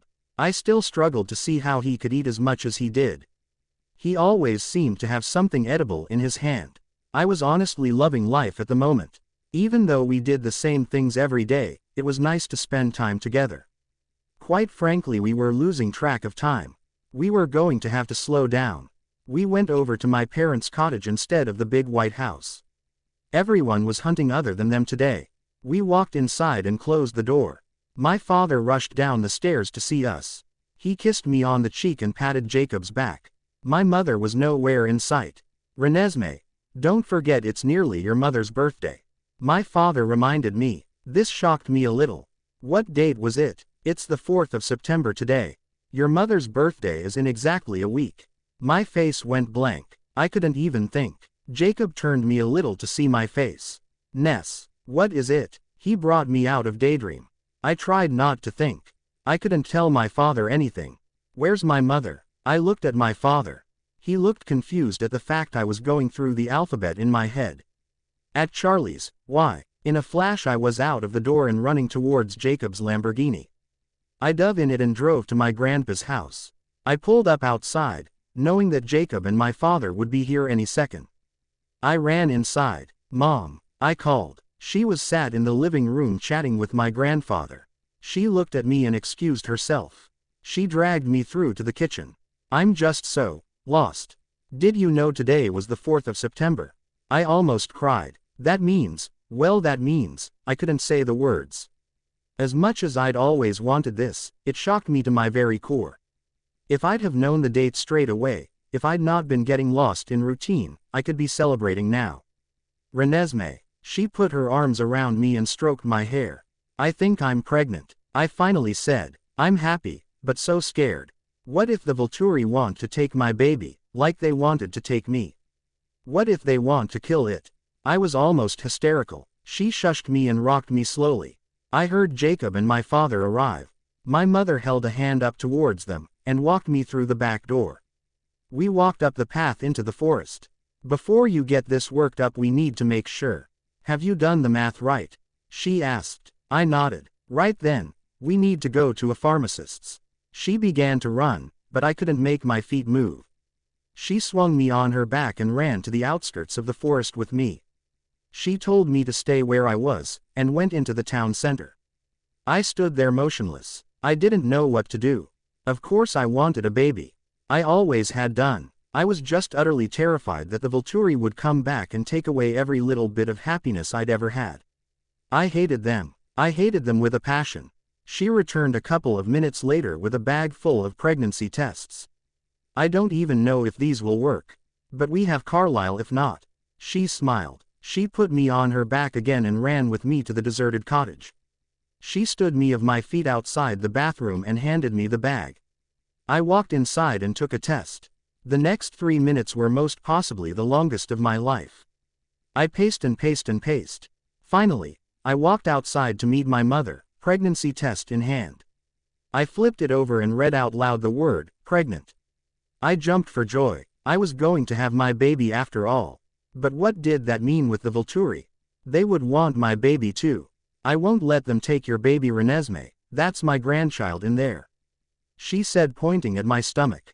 Joy won out. Call Jacob please. I want to tell him the news. Tell him to meet me at home. You can tell Dad when he gets here. I kissed her cheek and ran to my house. My feet finally working. Jacob stood outside waiting. His face was a cross between worried and angry. What the hell, Renesmee? He shouted. 1 minute it's all laughs and the next you're ditching me for some bonding time with your mom. What's going on? I walked over to him and kissed his lips. All anger and worry evaporated immediately. Men were so easy to confuse. We're going to have a baby, Jacob, I breathed. I kissed his shocked mouth and led him inside. He fell into the armchair and stared at me. Isn't it a little early to know if you're pregnant or not? He stared at my stomach as if it should have grown within the last 10 seconds. I'm definitely pregnant. I'm 4 days late, and I've just done a pregnancy test. My body works twice as fast as an average woman's, so in reality I'm 8 days late. He continued to stare at me, and then burst out into the biggest grin ever. He grabbed me in his arms and kissed my face. I'm going to be a dad. He kept replying excitedly. Yes you are. Grandpa Carlisle should be back soon. I want him to take a look at me, if that's okay. I didn't even need to wait for an answer. He carried me to the Lamborghini and drove us to the house. Carlisle was waiting. Once we were inside the big Cullen house, everyone smiled excitedly. Rosalie looked like she was going to turn green though. I'd never seen her look so against me. Carlisle had set up a medical environment upstairs. I laid down on the bed and held Jacob's hand. I don't know if your pregnancy will be like your mother's was with you, Renesmee. So I don't know if this sonogram equipment will work. I nodded. He squeezed the cold jelly onto my stomach and pressed the bar to my skin and looked up to the screen. There in black and white, was the first picture of the baby I carried inside of me. Huh, Carlisle said. Jacob stared at the screen, his eyes refusing to move. Your baby's twice the average size. I think because of how quickly you developed, and the normal rate at which Jacob developed, this baby is going to be somewhere in the middle of that. You're 2 weeks pregnant, but it's like you're 4 weeks pregnant. If that's the case, you should give birth to a full-sized baby in another 18 weeks. Mind-boggling. Grandpa Carlisle continued with his analogy, whilst myself and Jacob looked adoringly at the child we'd not yet met. Slowly, everyone joined us in the room. They too stared in amazement at our baby. 18 weeks. My father asked. I nodded happily at the same time Grandpa Carlisle said, yes, roughly. The membrane around the child is a lot thinner than what it was around Renesmee. The child won't be as strong as Renesmee was either, I don't think, so the pregnancy should be fairly normal, if accelerated. It should also be immortal because both parents have 24 chromosomes. It will probably be like Renesmee but be able to phase into a wolf if it's male, possibly female, once it hits adolescence. My mother came over and hugged me, kissing my cheek. My father sighed in relief. I knew he'd be terrified that my pregnancy would be like my mother's, and that he'd lose me because venom would more than likely be ineffective. It appeared not to be the case. The room went silent and everyone remained glued to the collection of cells on the screen, that would one day be mine and Jacob's child. 18 weeks. We'd be parents in 18 weeks. Alice went crazy in the following days. She ordered in everything imaginable. She ordered 3 cribs, one for the main house, one for my parents' cottage and one for mine and Jacob's home. Esme threw herself into designing the 3 bedrooms my baby would have. Every waking hour was spent with me choosing color schemes and baby grows. I wasn't complaining though. I remembered how much love was doted on me as a child, and how much was still lavished on me today. I knew that this baby would only get more of that love, because I would love it too. Everyone knew I was expecting now, except from the Quileutes. Emily had gone into labor with her twins and everyone was waiting around for news. I didn't want to steal her thunder, so we both decided to tell everyone after her babies were delivered safely. However, we felt that Billy should know if no one else did. After all, this was his grandchild too. So we decided to go tell Billy. We jumped into Jacob's Lamborghini. It was way too conspicuous to drive around in, I felt, but Jacob couldn't part with it. We drove steadily down to La Push, rehearsing what we were going to say. Billy was well aware we were on our way, and from the way Jacob's voice sounded on the phone he would probably guess that something was going on. We decided to just come flat out with it. The drive seemed longer than normal, it made me more anxious. I hoped that Billy would be happy. In fact, I was certain that he would be. As we got closer and closer to La Push, Jacob seemed to get tenser. He pulled up outside of the small red house. We got out of the car and began walking to the door. I grabbed Jacob's hand and smiled. Billy was waiting by the door. He greeted us and rolled himself in. "Your chair could do with a good clean, Dad. I'll do it while I'm here." Jacob made small talk. We got into the tiny living room and sat on the couch. Billy sat across from us. "What is it, kids? Has there been another problem with the bloodsuckers?" How far off base Billy was. I'm surprised he didn't see this coming. "Nothing like that, Billy, don't worry. We just came to tell you some good news. I'm pregnant." His face changed from worry to sheer delight. I walked over to him and hugged him. We explained everything that Carlisle had said about how fast my pregnancy was progressing. Jacob cleaned his father's chair, whilst I asked about how Emily was doing. "Well, she's been in labor for a long time now. The doctor said that she should deliver in a few more hours. Sam's been so worried. It was only a quick labor with Sarah, so he thinks something must be wrong. I don't think it is. Jacob's mother was in labor for almost 2 days. It's because he has a big head, I always say." He looked over at his son and winked. Jacob finished cleaning the wheelchair and lifted his father back into it, all the while making comments that he inherited his head size from Billy. Their heads looked normal to me. We left Billy's and made our way to see Emily. She was at the hospital where my grandfather still worked. I knew we were going to have to move soon. He looked nowhere near the age he was claiming now. I suppressed a sigh. I didn't want to leave, but knew we really should. When we arrived, most of Jacob's pack was there. "Has she had them?" Jacob asked. Embry smiled and told him about how adorable the 2 little boys were. "They can't be Sam's then," Jacob joked. We stood in the corridor for a while, until Sam invited us in to see his new sons. Emily looked exhausted. I wasn't looking forward to this part of my pregnancy at all. "You were right, Em. 2 baby boys, just like you said. What have you called them?" I asked, taking one from Sam. The baby yawned in my arms and opened his big brown eyes. The strangest of feelings ran through me. I wanted my baby to be in my arms now too. "The one you're holding is Zach," she said, handing her other son to Jacob, "and this one here is Nathan." Jacob looked at the little russet baby, Nathan, and then looked at me. His face mirroring mine. "They're lovely. So tiny," I commented, swaying little Zach gently. We were all silently admiring the 2 new additions to the Quileute tribe, when I suddenly felt ill. I handed Zach to Sam, and ran out of the room. The corridor full of my friends was a blur as I ran for the restroom. "What's up with Nessie?" I heard Seth say. I opened the door to the bathroom and found a vacant stall. I began to be very ill. Morning sickness. I heard the door swing open, but I couldn't turn my head to see who it was. I felt Jacob's warm hand twist gently around my hair and rub my back. "Jake, you can't." I threw up again. "Come in here.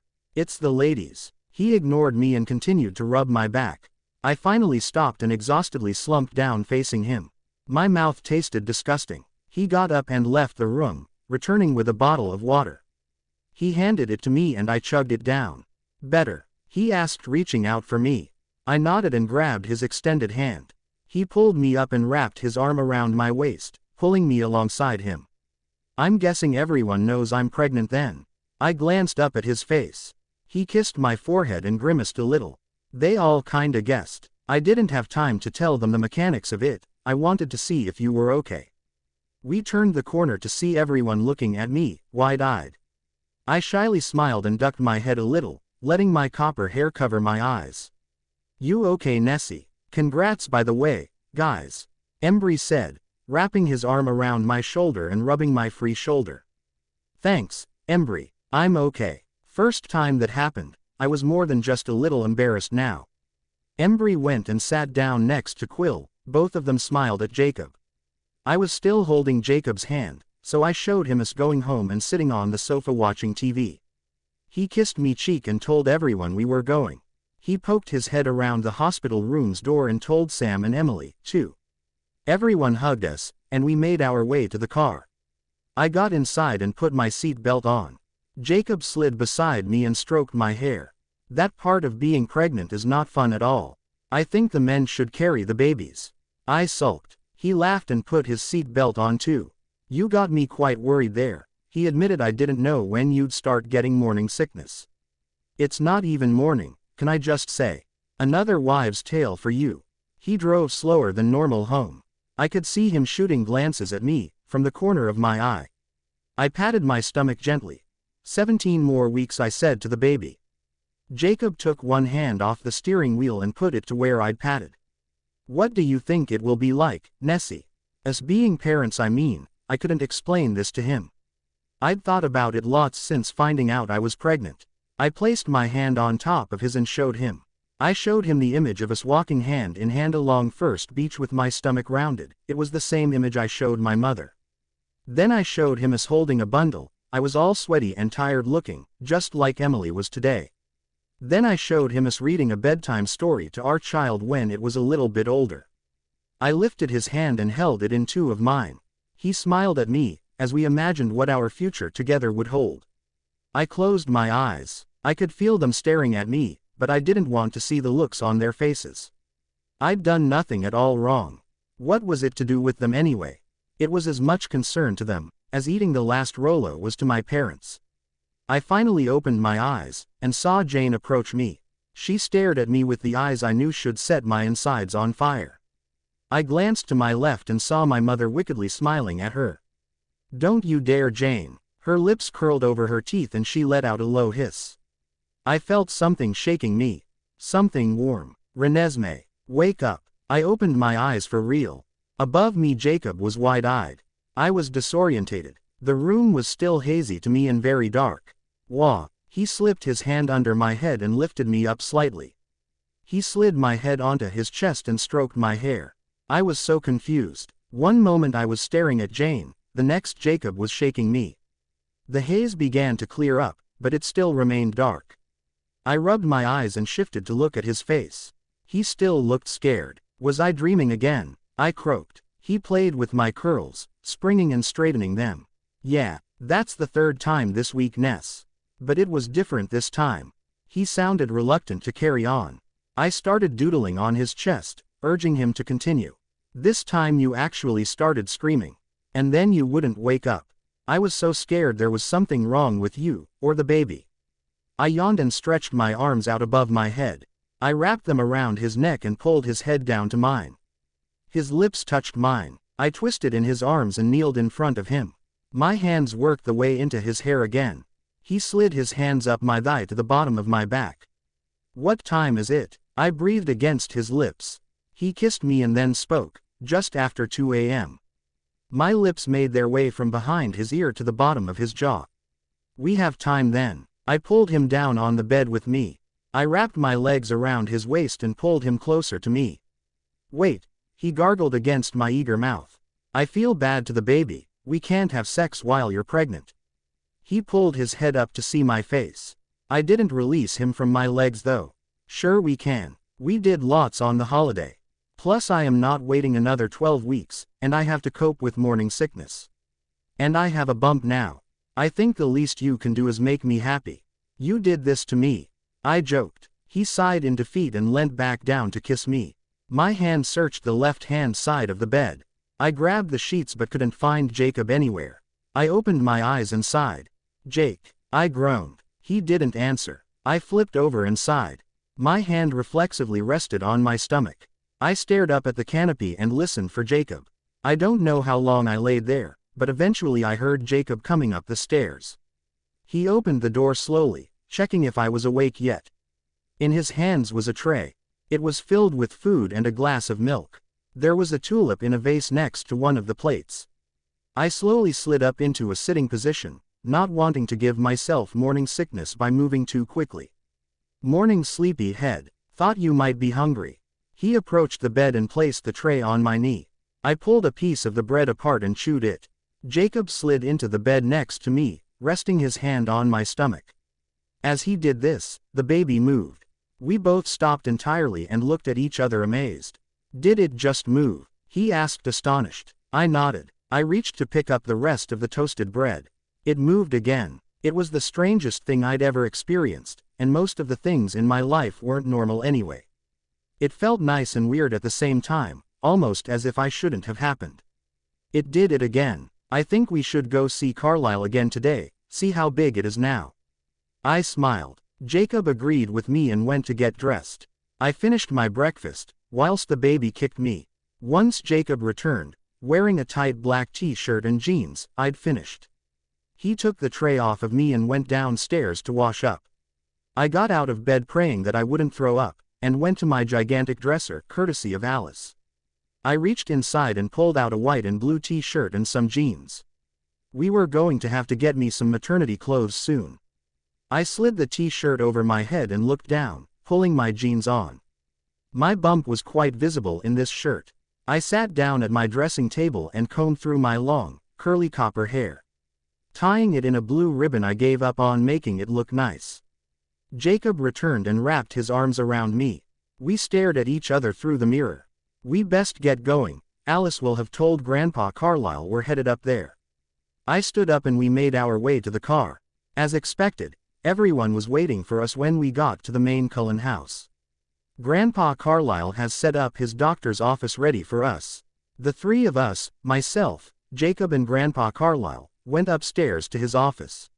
I jumped up onto the table and lifted my shirt up. Jacob leaned on the table beside me. The cold jelly always did surprise me. Grandpa Carlisle apologized for the coldness and then moved the equipment over my stomach. You still seem to be progressing the same way, Renesmee. You're actually around 8 weeks pregnant currently, but the fetus is the size it would be if you were 16 weeks. Everything seems normal. Alice said you felt movement. No one really needed to question Alice. The woman was always right, but my grandfather always liked to hear new stories to build up his repertoire of knowledge. Yeah, it was really weird. I'll show you. I placed my hand on his, and showed him how weird it felt. He laughed at Jacob's face. That is really unusual. Who'd have thought that I, a man, would be able to experience what fetal movement felt like? Have you been having morning sickness still? If he was a normal doctor, he'd have been writing all this down, but vampires seem to remember everything with perfect detail and recall. Not today. So far, I did yesterday. He was still examining the baby as much as he was before. It looks more like a kid now, Doc. Jacob chimed. He was right. The last time we'd seen the baby, it was basically a blob. Grandpa Carlisle laughed and wiped the jelly from my stomach. When did you last hunt? I had to think about this. Since knowing I was pregnant, I was scared to hunt in case the baby's body rejected the animal blood. Not in a while. What if the baby doesn't need it? It might make it ill. I grabbed Jacob's hand instinctually. He soothed me by drawing patterns with his thumb. I don't think that will be a problem. The child is half of you. It probably needs it as much as you do. I mean you prefer blood to human food, so the baby might too. Plus, it would probably be good for Jacob to phase too. I accepted that. I trusted my grandfather immensely, he wouldn't let any harm come to my child. My mother and father came to hunt with me and Jacob.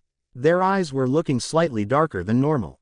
We didn't go very far, only across the river. A herd of deer were grazing under a big tree. Jacob exploded into his wolf form the minute his sensitive ears picked them up. Myself, my mother and my father all crouched and began to stalk towards our unsuspecting victims. My throat set on fire at the anticipation of their blood. We were in leaping distance of them now. I sprung back on my left foot and propelled myself forward. My right hand crashed into the jugular of the deer, killing it instantly. I sank my teeth into its neck, the blood flowing down my throat and into my stomach. It made me feel warmer. I finished the deer and turned to look around me. Jacob was still tearing the flesh from one. My mother and father had devoured two apiece. I prayed that my body would accept the blood now. I waited for the woozy feeling that always accompanied me after a meal. But it didn't come. Maybe I was over the morning sickness phase. We waited for Jacob to finish and then disposed of the bodies. As we began to run back, the baby kicked. My father heard the delight in my thoughts and ran beside me. He pressed his hand to my stomach and felt his grandchild kick. My mother soon joined us. It was strange the power my little one seemed to have over everyone. To answer my thoughts, it kicked again, filling us with a sense of joy and pride. I laid there panting like a dog. Jacob rolled on his side and propped himself up on his elbow. He didn't speak, he just watched. I shimmied further up the bed and rested my back on the headboard. My arms encircled my newly humongous stomach. The baby kicked me at my touch. The baby got stronger every time I hunted. It was particularly strong tonight. I felt dizzy again and attempted to get out of bed to go to the bathroom. Jacob ran around to me and cupped my elbow, leading me to my destination.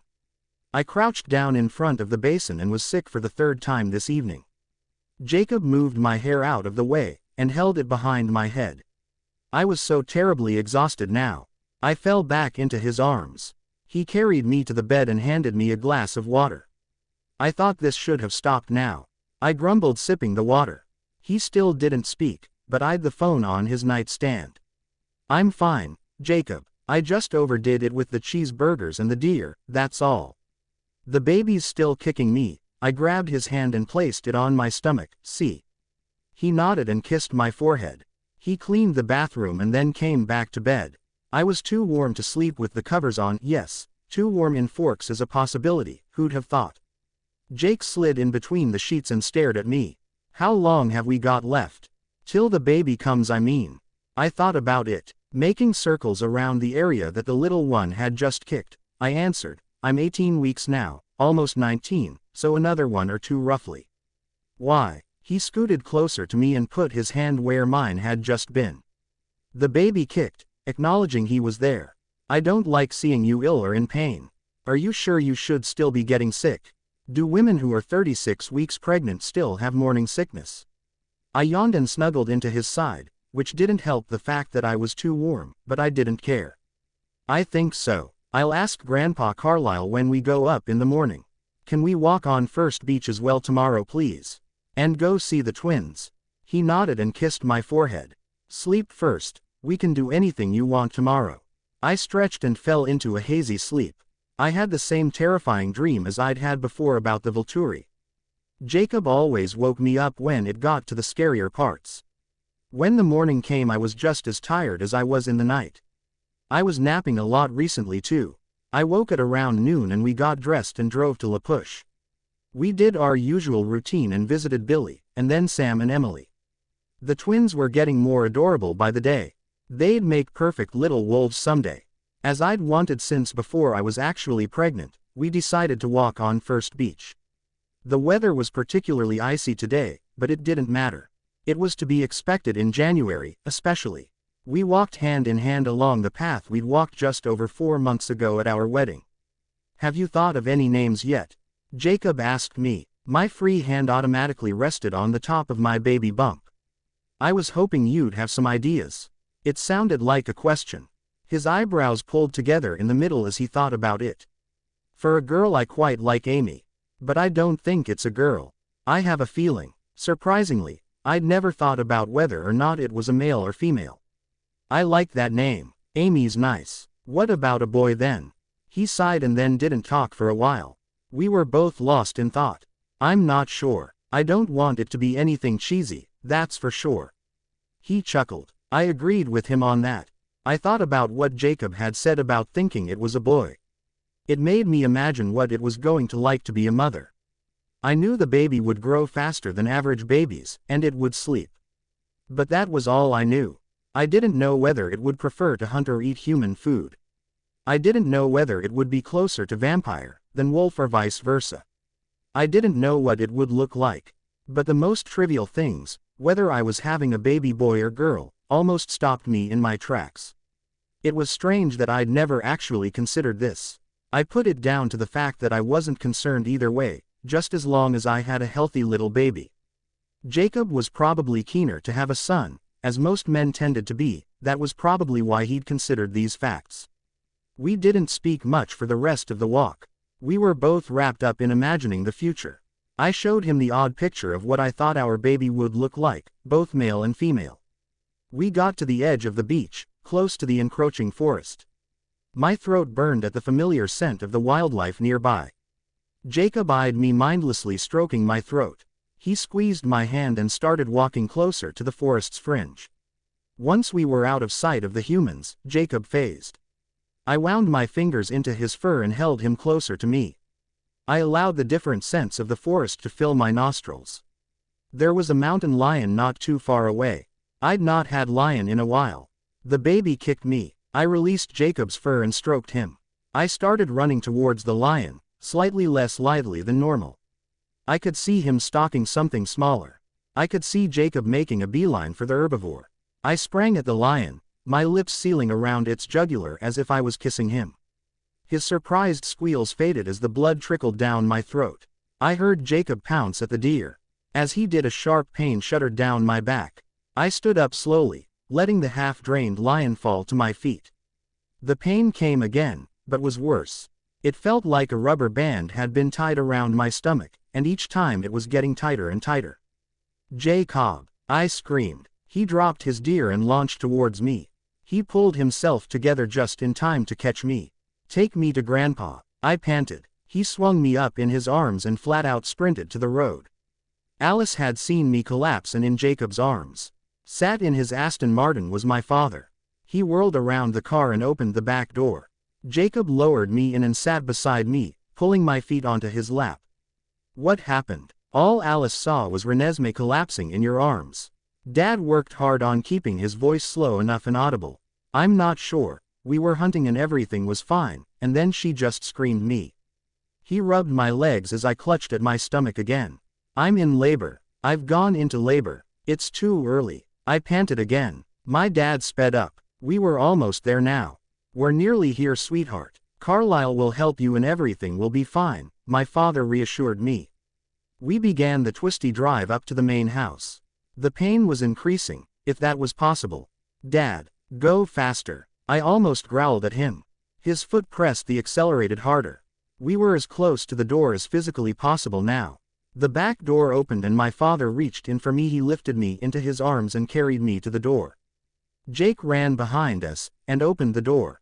My dad laid me in Jacob's arms and ran ahead of us. Downstairs had been transformed into a hospital ward almost. Jacob lowered me onto the bed. My hands wrapped around the bars in agony. My mother was at my head in no time. She touched a wet flannel to my head and stroked my hand. Grandpa Carlisle appeared in a flash. I didn't notice who was in the room. I just knew that my parents, my husband and my grandfather were with me. I felt a tiny scratch against my skin and then a sigh. Your skin is too impenetrable, Renesmee.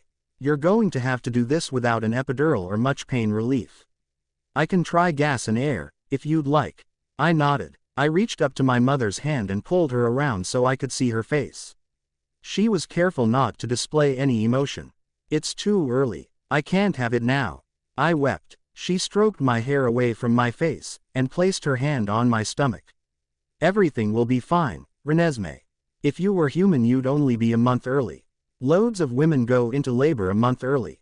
Plus, you have Carlisle, and you know he won't let anything happen to either of you. Carlisle came back with a heart monitor and the familiar sonogram machine. He handed me the gas and air. I sucked in a large breath and breathed out slowly. Carlisle attached the heart monitor to me and then pulled my shirt up. The jelly didn't feel so cold when it hit my skin. I was more preoccupied to notice, however. I glanced up to the screen when I felt the bar touch my stomach. The baby looked normal enough to me, but what did I know? The baby will be fine, Nessie. Everything seems to have developed fully, so do me a favor please, and try and calm down. I know it hurts, but if you get too stressed the baby will too. I nodded and puffed the gas and air again. The pain eased a little and I could move more. We need to get you changed into a gown before your next contraction. Grandpa Carlisle instructed. My mother nodded and grabbed my arm. I detached the heart monitor clip from my index finger. I slid my legs slowly off of the bed and grabbed my stomach, anticipating another jolt of pain. My mother held most of my weight effortlessly and helped to undress me. Jacob handed me the gown. My father and grandfather left the room, giving us more privacy. Jacob pulled the gown over my head as my mother removed my trousers. Jacob lifted me onto the bed and reattached my heart monitor, as my mother disposed of my clothes. Everyone re-entered the room. Another band of pain struck me. Jacob rubbed my shoulders. Breathe, honey, we're going to have our own little family at the end of today. He whispered as he kissed me. I fell back into my mother's arms. How much more of this could I physically take? She moved my hair away from my face and dabbed my face with the cloth. Jacob stood nervously near my left hand. I could see the clock from the corner of my eye. I'd been in labor for almost 3 hours now. The pain was just getting worse and worse. This gas and air's not working. I sobbed. The heart monitor went crazier as the next contraction hit. I clamped my mouth shut and hoped I wouldn't scream. Grandpa Carlisle examined the baby again and then checked how I was doing. You're getting ready to push. When the next contraction we can deliver the baby, he said. I nodded and closed my eyes. Breathing in through my nose, I felt Jacob stroke my hand. I twisted my hand around and grabbed his. I'm glad you're a fast healer, Jacob. I hissed as I crushed the bones in his hand. I heard him wince. My mother let out one low chuckle. I opened my eyes, as the contraction ended. My father carried a small Moses basket into the room and set it beside the bed before Grandpa Carlisle sat at my feet. The next contraction came then. He put my feet on the sides of the bed. I heard my father exit the room. It's time to push, Renesmee. He calmed. I nodded and began to push. I still held Jacob's broken hand in mine. I heard him wince as I squeezed it again, resetting it. I was so unbelievably exhausted. The contraction ended and I fell back further into my mother's hands. She propped me up on her legs, held me tighter. You're going to have to push harder than that, Renesmee. I shook my head and sobbed. I couldn't do this. I felt the next contraction and almost gave up. The harder you push, the sooner it will be over, Jacob whispered in my ear. That much was true. I pushed with all my might. Every cell in my body worked to get the baby out of me. I fell back again, but it felt very different. I no longer had an urge to push. I no longer had the fear of pain. I heard quite cutting and folding sounds. Grandpa Carlisle handed a bundle to Jacob. He let go of my hand and wrapped his healing hand and his other hand around the bundle of cloth tightly. The baby began to cry then. I struggled to put my legs down and hunched up closer to see my baby. My mother supported my body weight with her hand and pushed the back of the bed up so I could be comfier. I leant back as she appeared at my right side. Jacob kissed the baby's head and handed it to me. We have a son. He almost wept proudly. My father re-entered the room and leant over my back to see his beautiful grandson. His skin was slightly lighter than Jacob's, but still had a russet color to it. He had big green eyes, my father's human eyes, that were very aware and surrounded by thick black lashes. He had a tiny nose, and full pink lips. Hi baby, I crooned. At the sound of my voice he smiled widely, revealing a full set of pearly white teeth. I gasped at his beauty. His hair was as curly as mine was, and the same color brown as my mother's. He was a good mix of us all. He had Billy's upper lip. He was as beautiful as I could ever have dreamed. One by one the rest of my vampire family entered the room. Rosalie trailed in the back. Alice stroked his hair and kissed my forehead. He yawned and everyone gasped. He smiled up at them.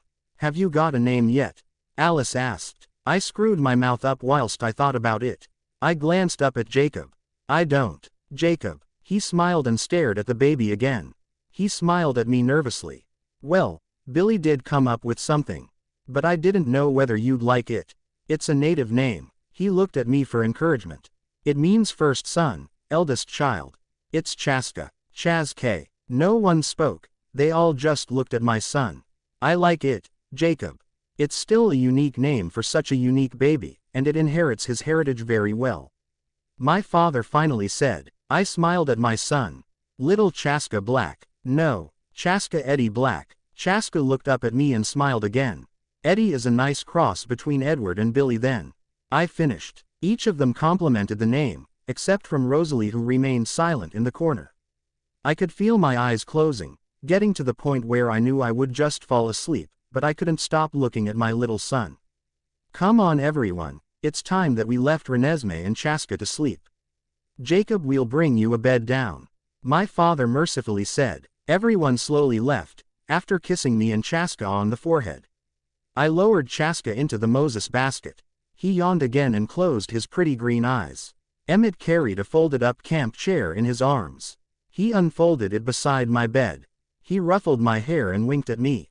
I smiled tiredly back. He left the room and let my little family rest. I opened my eyes and stretched out. My surroundings were incredibly familiar to me. I'd been used to them for almost 5 months. The white canopy above me screamed a memory at me. But I was so unsure what I should be remembering. I turned my head to the right. Jacob wasn't in bed with me. My hand fluttered to my stomach. When I didn't feel a bump, my first instinct was panic. Had I dreamed being pregnant? The memory of my beautiful russet-skinned, green-eyed son, Chaska, filled my mind. I heard his cry from down the hall. I slid out of bed slowly, expecting to feel pain from the birth. But nothing at all hurt. I pulled my nightshirt up and looked at my flat, stretch mark-free stomach. I guess I healed super fast too. Chaska cried again. I ran towards his bedroom. I opened the door to reveal Jacob swaying his son in his arms. He turned around and smiled at me. Morning, he whispered. Chaska began to purr. How are you feeling? I walked closer and kissed his lips. Much better. How long have I been asleep? Chaska didn't look like he'd changed much, so I guessed it couldn't have been that long, just long enough for me to heal, and be carried home without noticing a thing. Only 24 hours, I think. You haven't missed much. I dressed the little man and fed him. Your dad was chuckling at some of his thoughts. He's a lot like you apparently, he doesn't reckon much to formula. That didn't surprise me. That stuff was gross. Jacob laid him down in his wooden crib. He continued to purr lightly, his top lip moving in and out in the most adorable fashion. Jacob walked to me and wrapped his arms around me. He kissed my forehead. Billy's coming up in an hour or so, he whispered. I grabbed his hand and led him into the corridor so we could speak without fear of waking Chaska. Okay, I'll go get ready now and then we'll make brunch for Billy. Have you slept too? He smiled at me. Billy would like brunch very much. I've had just a little less than you actually. Your dad woke me up to carry Chaska home, whilst he carried you here. And then I woke up about 15 minutes before you did, to check on Chaska. I kissed his nose and ruffled his hair playfully. You're already a good dad. I laughed. Billy arrived shortly after I'd dressed. I made some sandwiches and we all sat around the table to eat. The baby monitor at the side of us. So then, when do I get to meet my grandson? Billy finally said after listening to endless amounts of Chaska's breathing. We led him upstairs to where our son slept. We stood over him. His eyes flickered as he slept. He's beautiful. I'm very glad you went with the name, Renesmee. Jake didn't think you'd like it. Billy was careful to whisper too. Thank you. I think it's the perfect name. Did Jacob tell you his full name? Billy looked puzzled. Jacob shrugged behind him. It's Eddie, a cross between Edward and Billy. Just like my name is a cross between Renee and Esme, and Charlie and Carlisle. Billy looked very touched at the sentiment. Just then, Chaska stirred in his sleep. His eyes opened, and his lips pulled away from his teeth, revealing an elegant smile. As Billy noticed, time literally stopped still. I blinked twice before I realized what had happened. Jacob looked at me shocked. Fear crossed his face. Billy didn't move, he didn't even breathe. The clock had stopped moving too. Chaska looked terrified. He kept his eyes focused on Billy. "That's your grandpa Billy, Chaska," I soothed. A look crossed his face that seemed like understanding. He smiled and looked over at Jacob. Suddenly, I heard the clock start ticking and Billy start breathing again. So did Chaska stop time when he was anxious? Was he gifted, too? It seemed that he only affected people he chose to. Very interesting. I lifted him out of his crib and swayed him. "He has teeth," Billy gasped. He heard him, and buried his face into my arm. "Yeah, he got it from me. He's being all shy." He peeked up at me and smiled again. "Grandpa Billy's going to love you, Chaska. Don't be shy," I whispered to him. He moved so he could see him and smiled shyly. I handed him over to Billy gently. He tucked him under his arm like a football, and swung him. "You're a little cutie, aren't you?" We watched as Billy smiled, and warmed to his grandson. The same look of pride that Jacob displayed when looking at Chaska filled Billy's face. Chaska wiggled in Billy's arms, turning to see him better. "He's so special. You can understand me as well, can't you, little one?" Billy said. Chaska smiled widely at his grandfather. "I knew you could. Intelligent baby. Has Charlie seen him yet? I bet he won't like being a great-grandfather much, when his own daughter's just turned 28. He laughed. I always liked how Billy made our world feel so strange compared to reality, because in all honesty it made me feel special to be part of this large conspiracy. "No, not yet. I think that's tomorrow," Jacob clarified. My eyes almost bulged out of their sockets. I wasn't expecting that in any which way.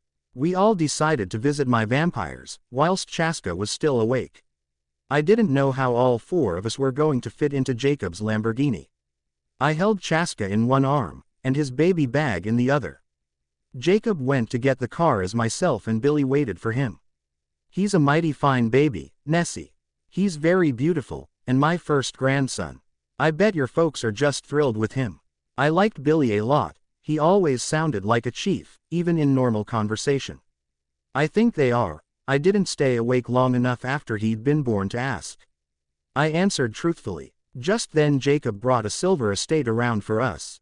I recognized that sign. It was an Audi. It had tinted windows, as always. He wound the window down and smiled. "This is your car, Nessie. Remember to thank your dad." He smiled. We walked down to the car. I opened the left door at the back. There was a fitted baby seat already installed. That explained why Jacob took so long bringing the car out. I laid Chaska into it, and strapped him in. He smiled at me again. I closed the door and walked around to the right-hand side of the car, climbing in besides my son. Billy got into the front with Jacob. We pulled up next to the big white house minutes later. This car was surprisingly quick for an estate. I lifted Chaska out and carried him towards the house. He rested his head against my ear. I could feel him smiling at Jacob, behind me. I opened the door and walked in. The room was back to normal, except from the Moses basket beside the couch. My mother's golden eyes met us and she flew to my side. She kissed my cheek and peeked around to see Chaska. "Hello, baby," she smiled. He turned his head slightly to see her and smiled back. She held out her arms for him. I passed him over. "Well, Chaska, we've been waiting for you, sweetie," and she carried on talking, but I turned my attention to Alice, who was waiting for me. "I can see you and Jacob a lot clearer than I used to, but I can't see Chaska yet. So bear with me, I'm trying. I can see short glimpses, snippets, but nothing else." Alice was so easily frustrated. I hugged her and smiled. "Did you see this?" I said whilst pressing my hand to cheek. I showed her what Chaska had done to Billy this morning. Her mouth popped open. I took my hand away and waited for her to speak. No words formed. "Incredible," was the only word she managed. I heard the whoosh of air as my father ran into the room. "Chaska stops time," he gasped. Everyone stopped what they were doing to stare at him. He looked up at my mother. Everyone remained still, except from Mother, Jacob and myself. "Edward, what did you say?" she said, expecting him to have frozen with shock or something. She heard him perfectly well, she just wanted more details. She looked at Billy then, who was incapable of being as still as my father, who couldn't last that long without breathing. He really does stop time, she exclaimed. Chaska looked over at my father and allowed him to be unstuck. He didn't look confused, or like he'd felt time stop. He just looked over at me for the answers that he'd required to his earlier question. His eyebrows furrowed together as he realized he was only picking up 3 minds, Jacob's, Chaska's and mine. My mother was a mental mute to him, unless she wanted to tell him something. "Didn't you feel anything, Edward?" she questioned him. He looked even more puzzled. He looked around the room then and understood. Time stopped. Chaska, did you stop time? He seemed unaware that he was stopped for a brief period also. My son smiled in response. "Edward, he stopped you too, Yano," Jacob said. Suddenly, the room came back to life. Emmett laughed. "Ah, this is really gonna annoy those Volturi creeps. Another gifted one in Carlisle's coven. Looks like we might be having a fight soon." He chuckled. Everyone scowled at him, and he shut up. "When he gets older, he's gonna play lots of practical jokes on us." Jasper mused. That part was so very true. I was dreading that. He looked so innocent in my mother's arms, I didn't like to imagine him being naughty. Let's not all be so negative, this could come in extremely handy in the future. If he could freeze time when we hunt, animals need not feel any pain whatsoever. This is brilliant. Carlisle smiled in anticipation for causing even less pain in this world. I didn't need to have my father's powers to know that Emmett was thinking that would be too easy then.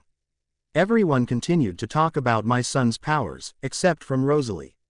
She snuck out of the back door and sat down on the grass. I followed her. "Do you mind if I sat with you?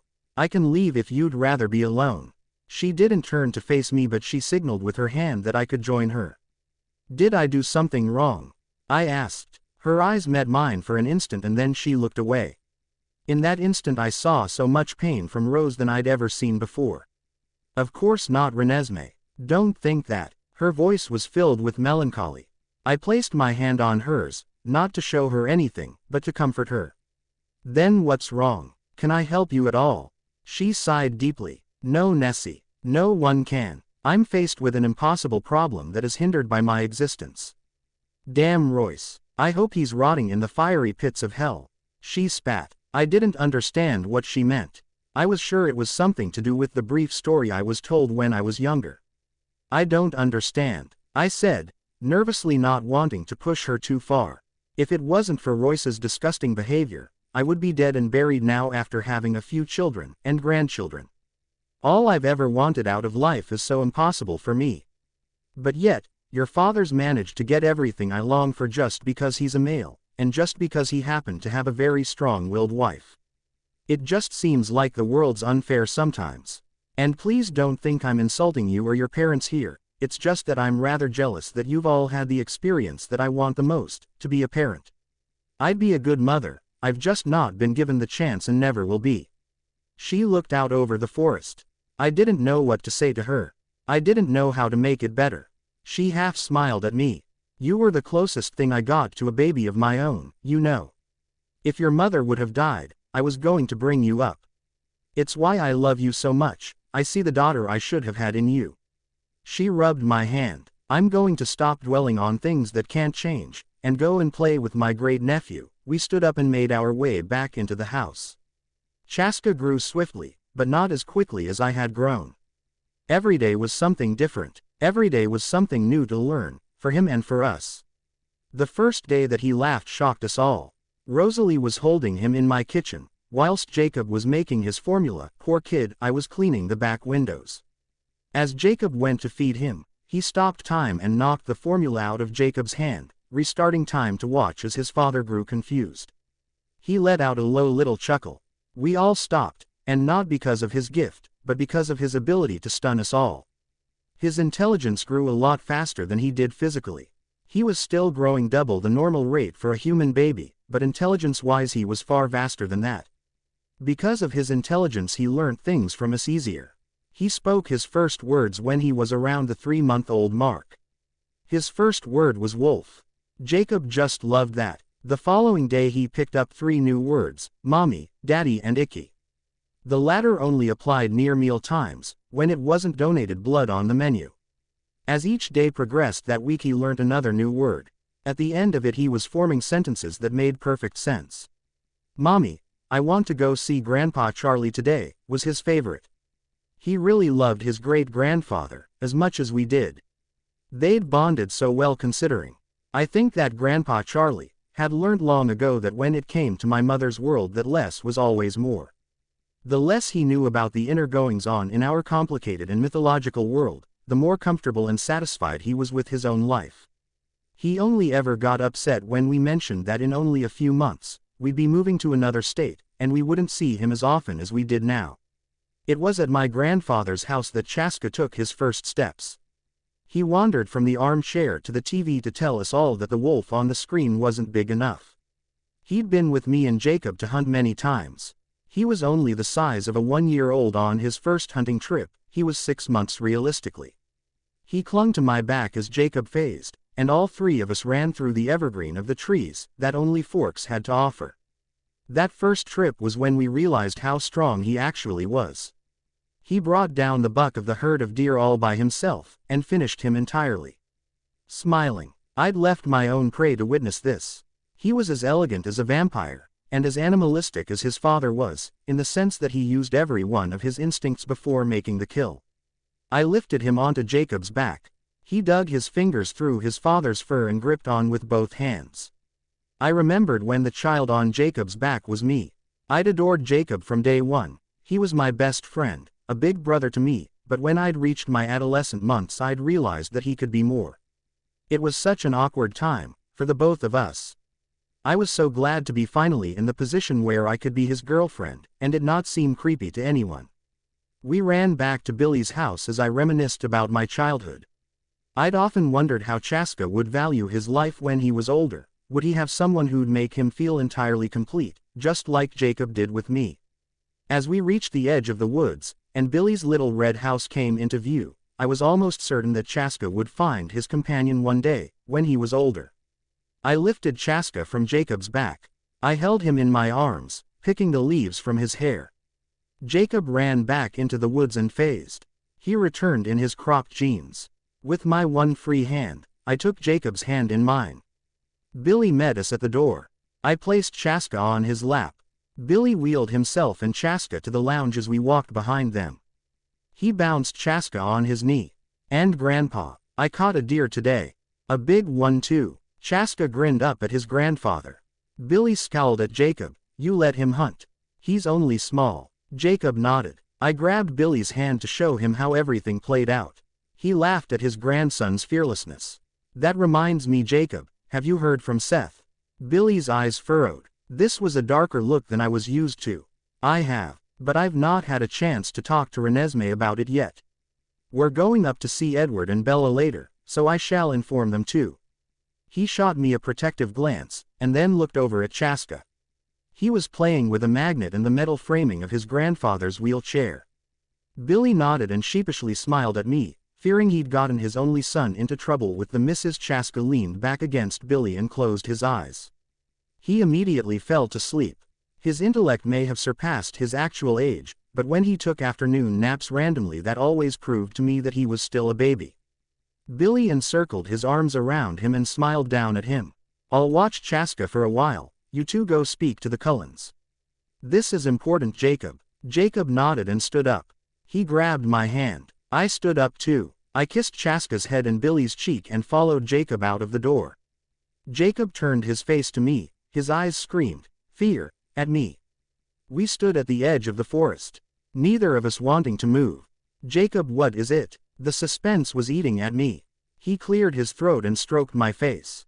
"A few of the guys were on patrol last night, and they came across a familiar scent." He paused. Something in my face made him anxious. "A scent they recognized, from a long time ago. They believe one of the Volturi members has been around the Seattle area. Since nothing big's happened for a few years, they run in twos and have no limits, as long as they check Forks and La Push regularly." Paul and Jared were running together, when Seth phased. They waited for him and ran as far as the Seattle border. They smelt it there. I saw it in their thoughts earlier when we were hunting. I am as certain as they are that it's the Volturi. I breathed in slowly through my mouth. I didn't need to listen to the rest of what Jacob had said. I knew it off by heart. If the Volturi were this close to us, they could visit at any second to see that I'd not become a murderous vixen, to see that Carlyle had not gained more in his already exceedingly large coven. Their insecurities in the vampire world would lead to the destruction of my perfect little family when they came across my son's existence. He was rarer than my kind were. I was 100% certain that he was one of a kind, so there was no loophole to get out of the persecution we all would face. Jacob's eyes assessed me. He wiped away a single tear that lingered on my cheek. We don't know for certain that the loner will come here. For all we know he, or she, could have left the Volturi. We're just being extra cautious, Ness. You and Chaska mean the world to me. I'm just making sure nothing will get in the way, that's all. Come on, we'll go see your folks and get this sorted. He took my hand again and led us into the woods. He didn't bother phasing, he wanted to talk to me. We talked about every possible outcome, and every possible reason why one of the Volturi members was close. Jacob was really against the idea that they were near to keep surveillance on us. After all, no one had broken any rules, and they weren't checking to see if any of us were still human, as none of us were. It seemed to me that they were lingering to find an excuse. This was my only possible reasoning behind it. I didn't think that it was a coincidence at all that they were just in the area. They had an ulterior motive. We were near the river near the main house now. Alice would have known that we were coming and gathered everyone together. I didn't know whether she'd told them what was coming or not. We walked up the steps and into the house. My father waited for us and led us through to the dining room where everyone was waiting. Alice hadn't told them a thing. I didn't know how much she knew. I realized that I'd never made the decision of what I was going to tell them. My father took his seat beside my mother and held her hand. She gazed into his eyes and smiled warmly at him. I really don't know how to tell you guys this. I don't know where to start. Jacob. Everyone turned their eyes and attention to my husband. He closed his eyes and inhaled. I saw my father go rim-rod straight at Jacob's thoughts. Alice hissed under her breath as she saw what he was deciding to tell them. Right. Basically, Paul, Jared and Seth were running patrol last night up around Seattle. They followed a familiar scent in, which stayed around the Seattle borders mainly, easy access to the forest and things, I reckon. It was one of the Volturi, we're 100% sure. He opened his eyes once he'd finished. None of them relaxed. Well, let's not worry about this, shall we? We are not criminals here, we have nothing to be persecuted for. My grandfather didn't like to see the worst in anyone. Grandma Esme rubbed his shoulder. Surely, they aren't in the area for us? She asked. She gazed upon her husband's face and sighed. We can't be sure, Jacob finally said after a few seconds of silence. No one could move. We told them our theories and waited for a response. Alice's face went blank, seeing visions of our immediate future. Alice, what is it? I shrieked. I felt a wave of calm pass over me. Jasper eyed me. Jacob rubbed my shoulders. I can't tell. It's so jumpy. Arrow's not involved. I would have seen if he decided to send someone here. I'm still watching him. But what I do know is that Dimitri is coming to visit us tomorrow. He wants to talk to us about something to do with Tanya. He's not decided when he's setting off yet, so I don't know what time he'll be here. Everyone nodded. No one could speak. The Volturi had terrified us to the very core, 9 years ago, and it was very clear that they still had the power to terrify us now. Is he hostile, Alice? Grandma Esme asked. Alice shook her head. Then what does that mean for Tanya? Esme continued. Grandpa Carlyle twitched reflexively. He admired Tanya's family and considered her as family. I'm not sure, Esme. I can't see what's happened. He's not decided to tell us. I didn't know what any of these meant. I was scared that Dimitri would pose a threat, and go back to Volterra and tell Arrow about my son. That's a possibility, Nessie, but until we meet with him we don't know his motives. Jacob, it is very important that you tell the pack. We don't want anyone to get hurt, especially if we don't know what Dimitri wants. My father instructed. Jacob kissed my cheek. I'm going to phase now and tell the others. I'll pick Chaska up from Billy's and meet you at home. He said. Jacob said goodbye to everyone and walked out of the back door. I heard him phase. We carried on talking about the what-ifs. It didn't make me feel any better. I had a bad feeling about this. I got home a couple of hours later. I heard Jacob and Chaska playing with some blocks upstairs. I felt emotionally drained. I walked up the first flight of stairs and pushed the door open to my son's room. Chaska greeted me with a huge grin. Jacob seemed more wary of my behavior. I touched his back and showed him the rest of the conversation. He nodded to me discreetly. That's a big tower, Chaska. You've been busy. He smiled at me again. I blinked and suddenly the tower was 3 times as big. Did you stop time again, Chaska? I scorned. He chuckled and smiled teasingly. Well, I have to practice. He shrugged. I rolled my eyes and stuck my tongue out at him. Jacob stood up and kissed me on the lips. Chaska made a gagging sound. I need to speak with you in the kitchen. Jacob whispered in my ear. I told Chaska to behave himself and followed Jacob down the stairs. Just out of the range of Chaska's less sensitive ears. He pressed me against the countertop and kissed me passionately. My fingers wound themselves in his hair and held him closer to me. He hutched me onto the countertop and kissed me more aggressively. I began to pull his shirt off when he stopped kissing me. We can't, he panted. I need to tell you something. Just the thought of losing you terrified me, that's all. Later, my hands fell to my side as I waited for him to tell me the news. When I phased, I told everyone to watch out for Dimitri and let him through, to make sure he could speak to Carlisle. Leah told me that she found his scent close to La Push last night. It is definitely him. She reckons that he's still checking the alliance with the shapeshifters. I nodded. This sounded about right for the Volturi. I've told your dad, so don't worry. That was a tall order. I was worried. Even their names sent shivers down my spine. We put Chaska to bed as normal at 8 o'clock. I met Jacob in our bedroom. I laid beside him on the bed and rested my head on his chest. I love you, I breathed. He moved my face up to kiss me. Yano, I love you too. Wifey. He smiled. I kissed him again and resumed my position on his chest. He wrapped his arms around me and nuzzled his face into my copper hair. I don't know how long we laid there for. Both of us just wanted to be with each other, in this difficult time. We eventually fell asleep as the day gradually became black. I had a dream that I was hunting with Jacob. In the distance I saw Irina. She wickedly smiled at me, and fled.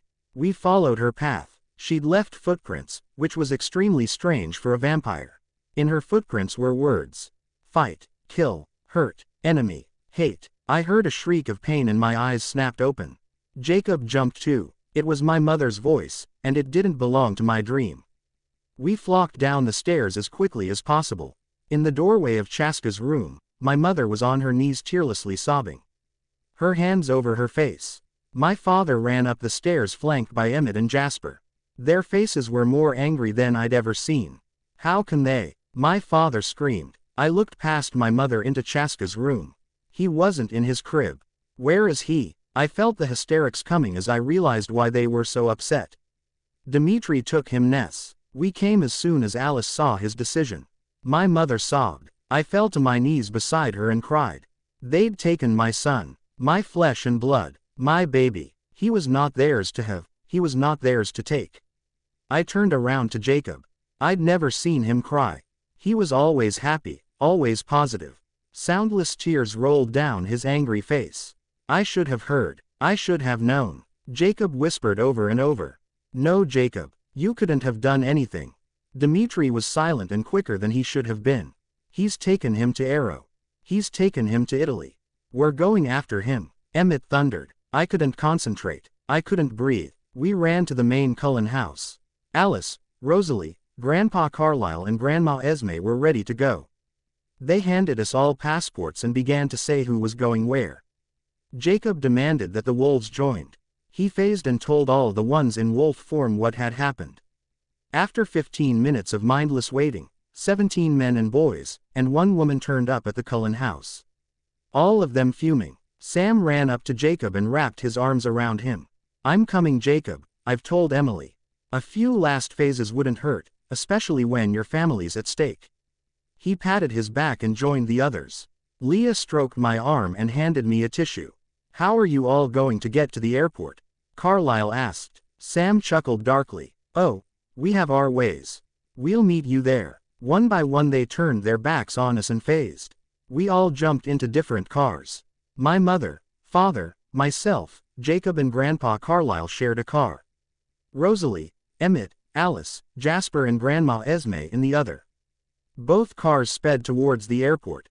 I glanced out of the window and saw the huge pack of wolves running in the forest at full pelt. After the longest 20 minutes of my life we made it to the airport. We've got to fight the Volturi then. I sobbed as Jacob pulled me along. Yes, it looks that way, he said coldly. I would kill as many as I could. How dare they steal my baby from me? The wolves met us there, fully clothed in t-shirts and jeans. My father paid for the airline tickets, and paid God knows how much for an exclusive flight, so we were the only passengers. We boarded the plane and began the grueling journey to retrieve my little son. My Chaska. I curled up on the seat beside Jacob. I'd cried so much that my eyes had ran dry. He wrapped his arms around me. We didn't speak. We just sat there listening to the different conversations. The closest to us were my parents. What if it's an ambush, Edward? They might be using Chaska as bait, knowing that we would protect him until death. My mother asked. I heard my father kiss her hair. We'll save him, Bella, regardless. There is nothing else we can do, they have really overstepped a line. I reckon we have an advantage with the wolves though. They don't know how many of them there is now. And Tanya's family's rounding other vampires up to help. I sighed and listened to someone else's conversation. Tanya's managed to get in touch with the Amazons. Both covens will arrive in Italy only 1 hour after us. Maggie, Siobhan and Liam are coming too. They'll arrive earlier than us, it's a shorter flight from Ireland. They're sorting our journey to Volterra out.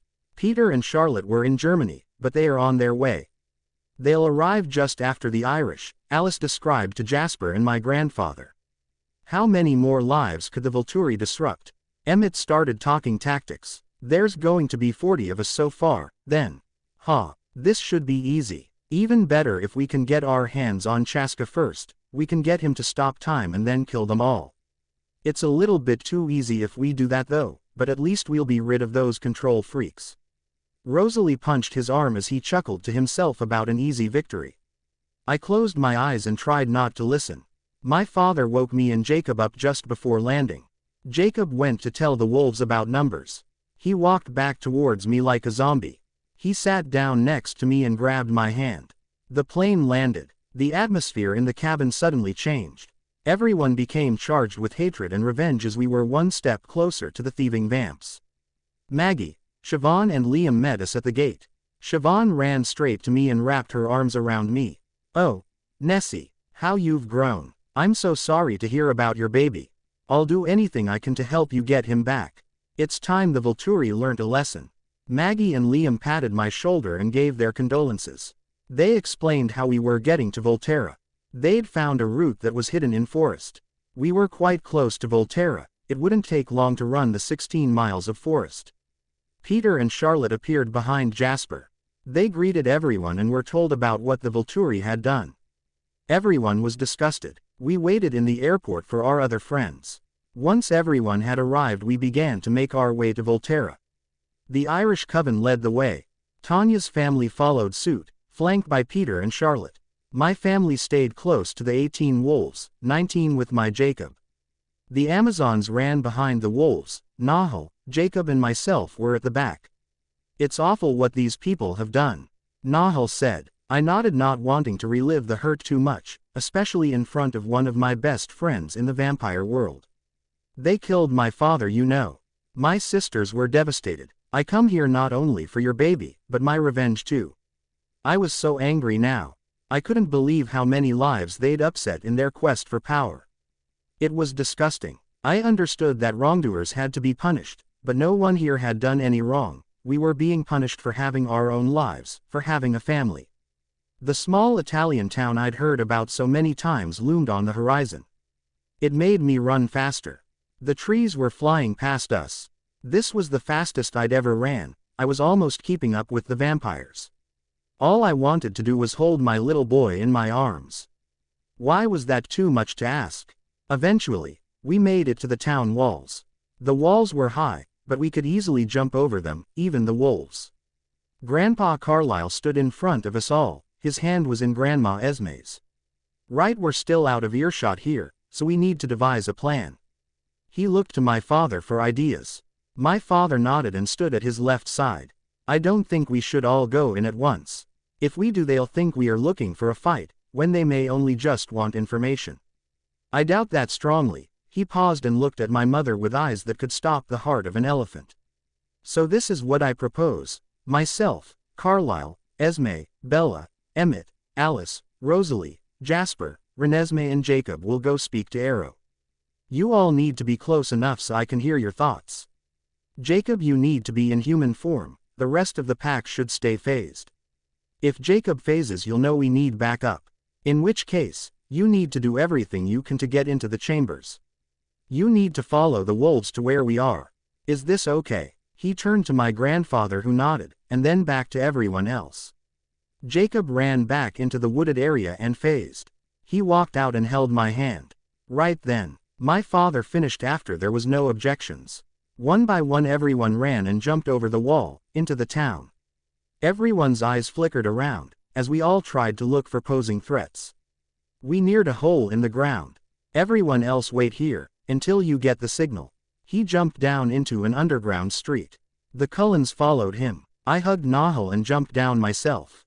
I heard Jacob say goodbye to the wolves and join me. Everyone held their soulmate's hand as we made our way closer and closer to confrontation.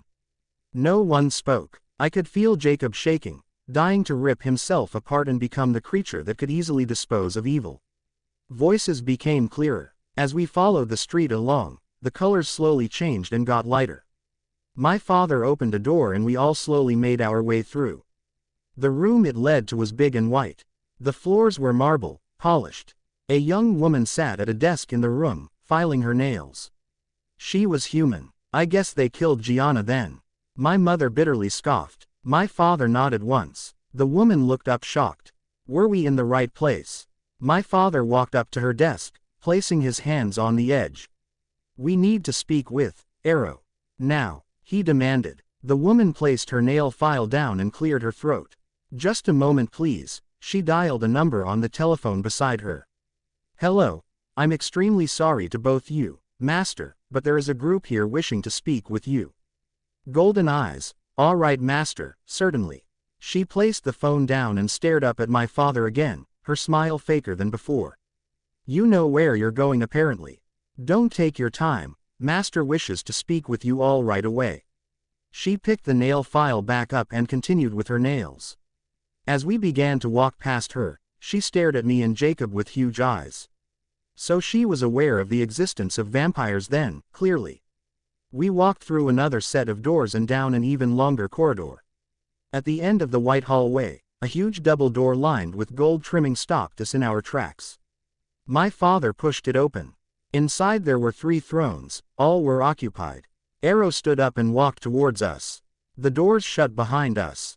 He grabbed my grandfather's hand and shook it, frowning as he pulled away. Now, young Bella, if you won't let me see into Carlisle's mind, how am I supposed to know your purpose? His voice was musically menacing, just as I'd remembered it. You know full well why we're here, Arrow. Why should we give you more information, like we're on trial? We're not the criminals here. You are. I'd never heard my mother be so blunt. Arrow laughed and strolled over to my father.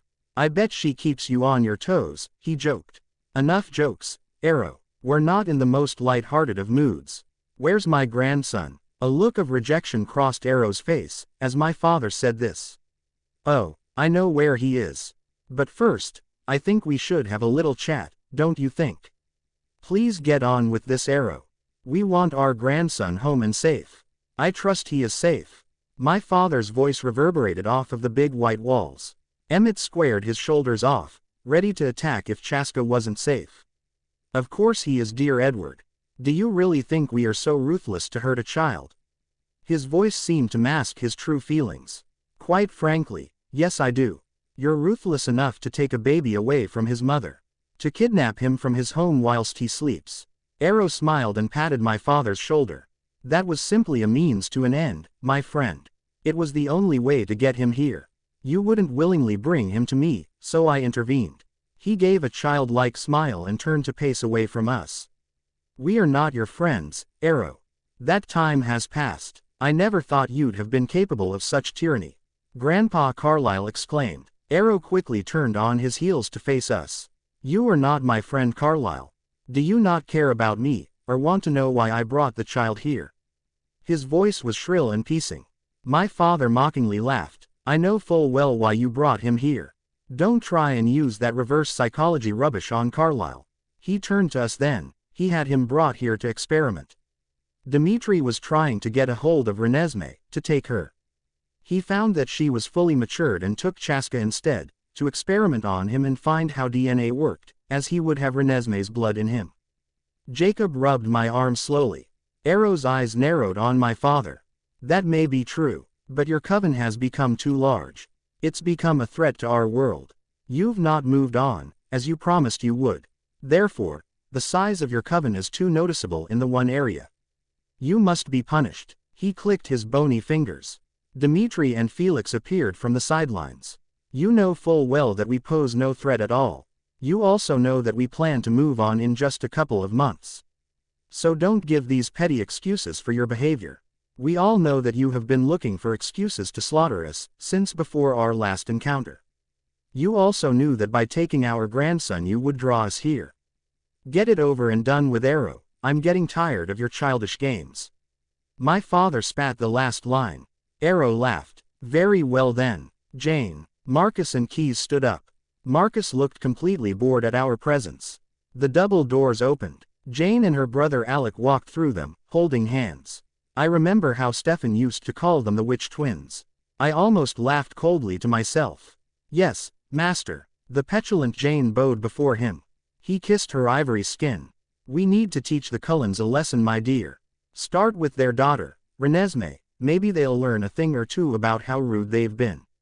She nodded. I closed my eyes. I could feel them staring at me, but I didn't want to see the looks on their faces. I'd done nothing at all wrong. What was it to do with them anyway? It was as much concern to them, as eating the last Rolo was to my parents. I finally opened my eyes, and saw Jane approach me. She stared at me with the eyes I knew should set my insides on fire. I glanced to my left and saw my mother wickedly smiling at her. Don't you dare, Jane. Her lips curled over her teeth and she let out a low hiss. This was the dream I'd had so long ago, when I was carrying Chaska. My maternal instincts must have warned me. Oh yes, I forgot about Bella's gifts. Pity. I saw my mother wince. It was the face she did when she was stretching her shield. Marcus suddenly walked over to stand beside Carlyle. This is wrong, Arrow. You're just punishing them all for being in love. The way you punished me, for loving Didymu. Carlyle, I stand with you and your family. Arrow's face turned to disbelief. He glanced over at a female in a black cloak, Chelsea. Her eyes were wide. He pointed to her. Jane cast her eyes over her. The vampire shrieked in pain and fell to her knees. You never mention my sister's name in this court, Marcus. If that's the way you want it to be, then so be it. Slowly different members of the guard entered the room. They took their place behind Arrow. Jacob phased. There were about 15 of them altogether. We lined up too. It wouldn't be long before the cavalry arrived. Arrow clicked his fingers. The lips of our enemies curled over their teeth. Feral growls ripped out of their chests. We began to crouch. A red mist clouded my vision. I felt how strong I was. I'd never felt this before. The line across from us leapt forward, their red eyes cutting through our granite-like skin.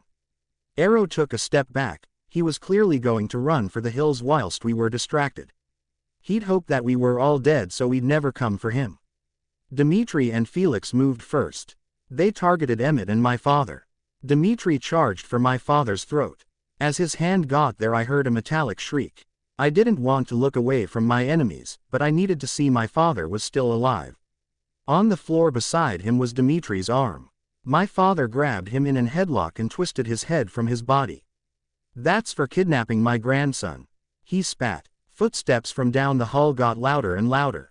As they opened the door, the rest of the line charged. Jane charged for my mother. Chelsea ran for me. I ducked out from under her arm. My hand collided with her chest and shoved her back. As she flew across the room, Sam's jaw clapped down on her chest. He tore it away and finished her off. Another female vampire headed for me. She charged at me too quickly. She grabbed me by the throat and tried to suffocate me. Jacob saw and turned to help me. He pulled her off of me. I panted and watched as he killed her. I glanced around the room. My mother was still fighting with Jane.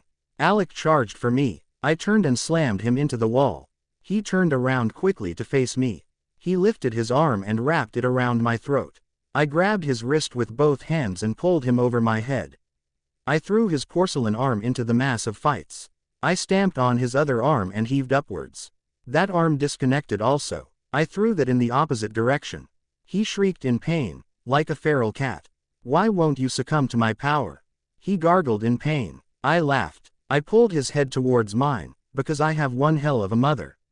I twisted his head off his body and kicked it across the room. I looked around for my next target. As I looked around I heard a shriek of agony. A familiar shriek. My eyes searched for Jasper. I saw Keys had pulled one of his arms from his body and was about to finish him off. Not my uncle, he wouldn't. I charged across the room as quick as I was physically possible. I launched onto Keys's back. I pulled his head up so he couldn't get to Jasper. I bent down to his ear. "I hope you remember the time you wanted to kill me for no reason, other than entertainment, Keys." I twisted his head around and pulled it off. It sounded like metal scraping against metal as it detached. His body fell to the floor. I pulled both arms away and threw them across the room. Jasper licked his arm and reattached it to his shoulder. "Thank you, Nessie." He told me Alice was in trouble. I smiled and we both headed in our separate directions. Most of the Volturi had been taken down. Arrow was being backed into a corner by my father. My mother and Jane were still fighting. I didn't know how to even distract Jane so my mother could take her down quicker. I decided to charge in and hold her by the throat. As my hand connected with her throat, the icy stare she gave me should have set my insides on fire and make me scream in agony.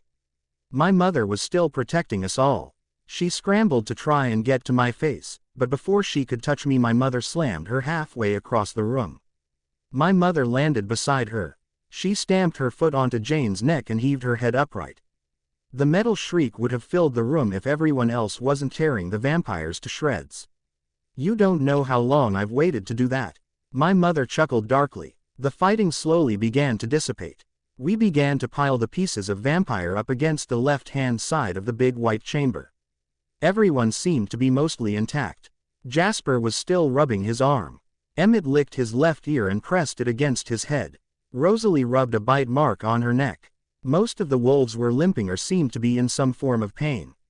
I felt terribly guilty. I noticed that my father was still holding Arrow by the throat against the wall. Alice threw a lighter onto the pile of alabaster body parts. I ran over to flank my father. My mother, Alice, Emmett and Jasper followed me. The others carried on piling the remains into the purple fire. "Edward, you are my friend," Arrow pleaded. My father laughed. "You weren't saying that when you were ordering your guards to destroy us, were you? You didn't think we'd win." It wasn't a question, it was a statement. "This is the last time I'll ask you, Arrow, where is my grandson?" Arrow looked for his escape but there was no wiggle room. We had surrounded him. "He's on the second floor, in the library. He's a lot like you, Edward." He shoved Arrow into Emmett's arms. He grabbed my hand and we ran through the double doors. As we ran through the corridor I heard Arrow's cry as Emmett killed him. "I didn't think we'd win, you know, Nessie," my father said as we ran. I agreed with that. It seemed like an impossible notion. I guess we just had more numbers than they did, and we'd trained very well through the 7 years of their absence in our lives. Plus they'd not had much training because of their gifts. That is true, we also had the advantage of your mother, she renders their gifts useless. I nodded. I couldn't wait to see my son. We jumped into the elevator beside the human girl's desk. She must have heard the battle and ran. Who was left alive then? I asked once we were in the elevator. I don't think we suffered any fatalities. Just some injuries. Brady's the worse off. He's broken his leg and has cracked most of his ribs. He can be fixed up. And all of their side is down, except for Marcus. Your mother released him of Chelsea's influence though, so he's finally free. The elevator opened and we walked out to the corridor. My son was just yards away. The corridor seemed endless. My father opened the wooden door. The room was bigger than it seemed from the outside. Walls were filled with books, endless amounts of books. Sat in the corner reading was my baby. He was sat on a vampire's lap. The vampire was a young female. By young I mean she was changed when she wasn't much older than a child, maybe 12 or 13. Her eyes widened as she took in our image. Chaska looked up from his book. His eyes found me and I was greeted by a huge smile. He stopped time. Mommy. Oh mommy, I've missed you. He stretched out his arms towards me. I ran over and picked him up. My father wrapped his arms around us both. It's so good to see you, Chaska. He kissed his head. I handed him to my father and ran over to the vampire. I picked the book out of her hands and ran to them again. Something to read for the plane, I shrugged. We ran down the corridor and into the elevator. Once the elevator had stopped we ran out of the doors. Everyone was still. Don't restart time please, Chaska. I've had an idea. My father handed him back to me. I moved his head into my shoulder. No child should have to see this. In a flash my father had collected the rest of the pieces of dead vampire. He threw them all onto the fire, which was also paused by Chaska. Okay Chaska, my father said. He yawned and everyone came back to life. He fell asleep against my shoulder. We need to get out of here, as soon as possible and torch the place. Grandpa Carlyle instructed. The wolves started filing out of the door. Jacob came and nuzzled into my shoulder and into Chaska who was sound asleep. We had no gasoline or anything more flammable than the dead vamps' bodies. Don't worry, Ness, they still use oil-burning candles. Smash one of those on the floor and the room will go up. My father answered my thoughts. Everyone get out into the corridor, I'll smash the lights. Emmett shouted. I ran beside Jacob out of the door. We carried on running until we were near the wolves. I heard the smash of the light and saw Emmett run out of the room. Run, he yelled. We all picked up the pace. We followed the corridor around and scaled the wall to get back onto the street. We carried on running. The fire was reaching the outsides now. We ran through Volterra's gates and didn't look back until we were in the forest. A loud bang made us look behind us. Volterra was gone. The evil inside it obliterated. We didn't run to the airport. The wolves were too tired, and a lot of them were in pain. Especially poor Brady. What should have taken 15 minutes took us an hour walking at a fast human pace. We were close to the airport when my father had a sudden realization. We can't get on a plane with this many injured wolves, they'd all be in so much pain. Do you still own a home around here, Carlyle, or did you sell it? Everyone paused just in case there was a sudden change of direction. I still have it, it isn't very big though. Did you stay in it last time you were here, Edward? My father hung his head a little and stared at my mother apologetically. I was unsure why. Yes I did, it's another 2 miles east of here, I believe. We changed direction. The wolves huffed, in relief I presumed. My grandfather would be able to fix them up. We trudged through the rest of the forest. Chaska still slept in my arms. Once we were close the atmosphere changed from survival to pure exhaustion. Grandpa Carlyle didn't have a key, but it was no trouble for any of us to break in. The home was very quaint, nestled into the infringing forest. It reminded me a lot of my parents' cottage, but it was a lot darker, and much older. There was 3 rooms downstairs, the living room, kitchen and a study. Everything was pushed back in the living room so there was more room for sleeping wolves. 6 slept in the main room, once they had phased back and been helped by my grandfather. They wouldn't take long at all to heal. There was only room for 4 of them in the study. Upstairs had 2 bedrooms, a master bedroom and a spare. Quill, Embry, Paul, Jared, Sam, Colin and Brady slept in the master bedroom. Brady had the bed as he healed. Me, Jacob and Chaska shared the spare bedroom with Leah. She didn't talk much, only to ask if Chaska was okay. Jacob had got bruises all over his arms and legs, all hand-shaped. They were healing very quickly though. In the hour that I'd been watching him they'd changed from the darkest blue to a weak yellow. Chaska slept between us. He purred almost as loudly as Jacob snored. I was surprised by how heavily Leah slept. I couldn't sleep. There was too much to think about. For example, who would rule over the vampire world now? Who would ensure wrongdoers were punished? This couldn't fall onto the shoulders of our family. I laid there for an immeasurable amount of time, just thinking. I was doing no good laid where I was when I could be doing something productive. I slid out from between Chaska and the cream-colored wall. I moved Chaska into my space and squeezed through the door next to Leah. I could hear Brady wincing in his sleep as he inhaled. I snuck downstairs and into the kitchen where all the vampires were. Nahal, who must not have been tired, hugged me as I stepped in. It was quite unusual how a friendship had grown between us. I smiled at him and went to stand next to my mother. "Aren't you tired, sweetie?" she asked, stroking the circles under my eyes. I nodded and smiled. "I have too much to think about. I'm just happy I got my baby back." I noticed that Peter and Charlotte weren't in the kitchen with the rest of us. "I told you we'd get him back," Siobhan smiled. I liked Siobhan even if she did have a questionable diet. "I know you did, thank you Siobhan. Where are Peter and Charlotte?" I looked over to Jasper. He smiled, which reassured me. "They had to get moving, nothing to worry about. Charlotte wants to go to Egypt, they're going to stay with Benjamin for a while," Jasper said. He kissed Alice's cheek and made his way outside. Emmett and my father followed. "Hunting," Tanya explained. The room was silent for a short while. Safrina scrunched her face up, clearly worrying about something. "Renesmee, you said we're thinking too much about something.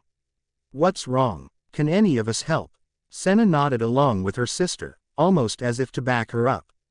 "I don't know if you can. What will happen to the vampire world now the Volturi have gone?" Everyone seemed stumped by my question. Grandma Esme moved over to me and stroked my hair. "Goodness will prevail, Renesmee.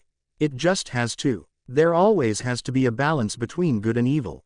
Evil has been overcome, so now it is time for honest leaders in our world."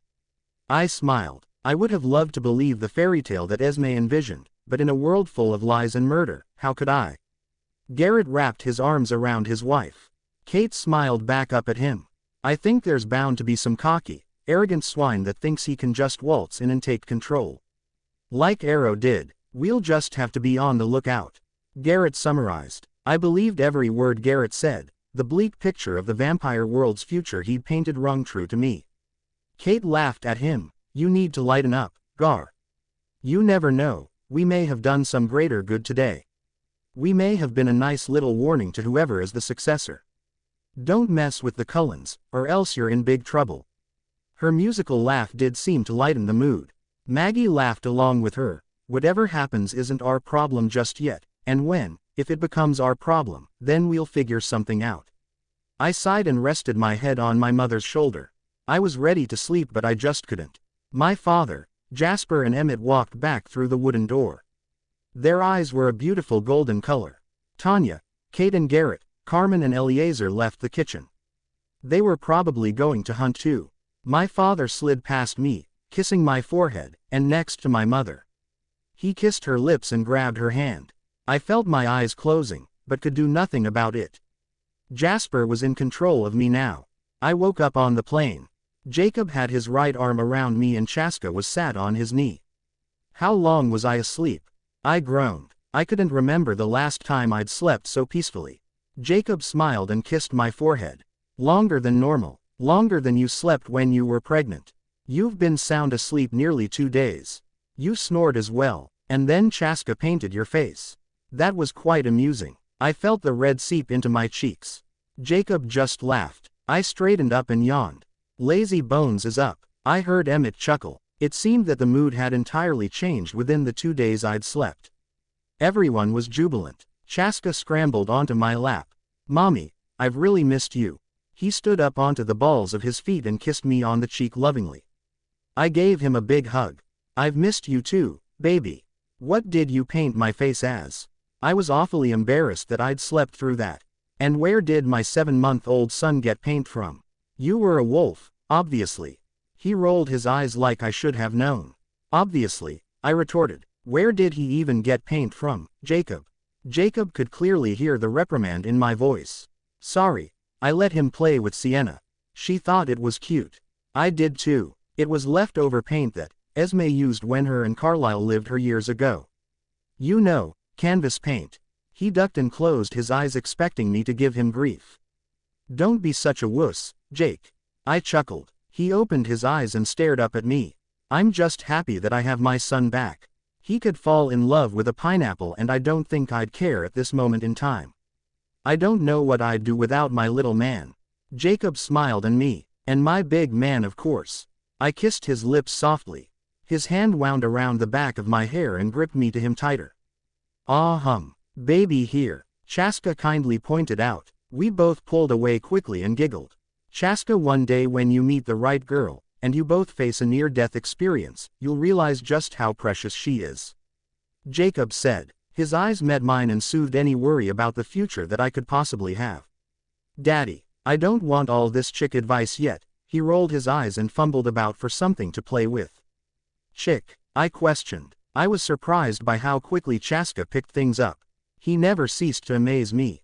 He spent a lot of time with Embry. Jacob shrugged, and with that I settled back into Jacob's arm. We pulled up at the big Cullen house not long after our flight had landed.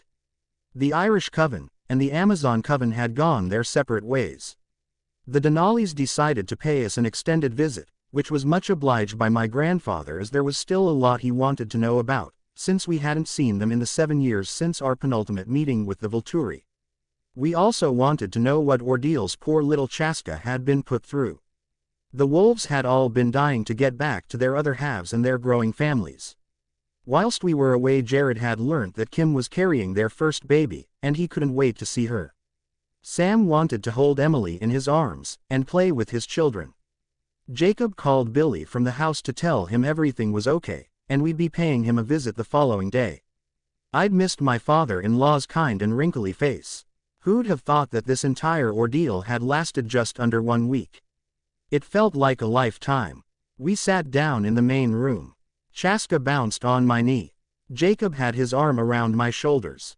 He looked into my eyes every now and then and set my heart racing. I couldn't bear to lose either of my boys. My mother came and sat beside us and kissed Chaska's forehead. "I'm so grateful everything turned out all right. I'm so grateful none of us were lost. But most importantly, Nessie, I'm so grateful you gave me a grandchild." Chaska beamed up at her. "Love you, Grandma. Thank you for coming to get me. It was awful." He brought us back to what we all desperately needed to know. Everyone took their seats as Chaska began to talk. Arrow told me about experiments, but never actually told me or thought about what they were. My father commented. I shivered just imagining. Jacob tensed up. "Well, they took some of my blood, and were surprised at the rate which I healed. Then Arrow tried talking to me about curing my aversion to blood. He tried to outsmart me, thinking I wasn't as smart as I am. When I wouldn't answer him, he got frustrated and asked why. So I said, why should answer something with an intelligent answer that you won't accept, just because my opinion and my family's opinion is different to yours?" He didn't reply to that. He just left. Most of the 2 days I was in Volterra, I sat and read and was occasionally questioned. Arrow wanted to add me to the guard when I was older. He said I showed more promise than even Alec or Jane. Jane didn't like me much. He shuddered at the thought. Everyone automatically stiffened up. She never used her gift, under instruction from Arrow. He finished. We all relaxed. The conversation eventually lightened up. We mainly talked about what Tanya's family had been doing in the past 7 years. Nothing much was different except that Tanya had recently taken interest in a male vampire. She were sure they were mates. Chaska yawned and fell into my shoulder. "It's time we got the little one home. I hope all goes well, Tanya. You deserve happiness. We'll see you all tomorrow," I concluded. We made it home in no time at all. I was a little apprehensive to leave Chaska in his crib at first, but decided normality was the best option. After all, the thieving Volturi were no more. I walked up the final flight of stairs and into my bedroom. I found Jacob laying on the bed. A huge grin crossed his face and he opened his arms for me. I closed the door behind me. I fluttered to his side. He lifted his up and met my lips with a passionate kiss. His tongue traced my lower lip. His hands traced my spine and then stopped on my lower back. I flipped him over, tugging on the airport t-shirt he still wore that was clung to his muscled chest. I threw it across the room. He unbuttoned my shirt and kissed my shoulder bones. I moved his lips back to mine and wound my hands in his hair. He yanked my jeans off. "I love you," I whispered against his warm lips. "I know." He smiled cockily. "I love you, too." With that his lips crashed back down on mine. I was truly home. In a home where my son slept safely, where I was with my loving husband and where I no longer feared the undeserved retribution from the Volturi. Home is where the heart is, after all. End of Book 1.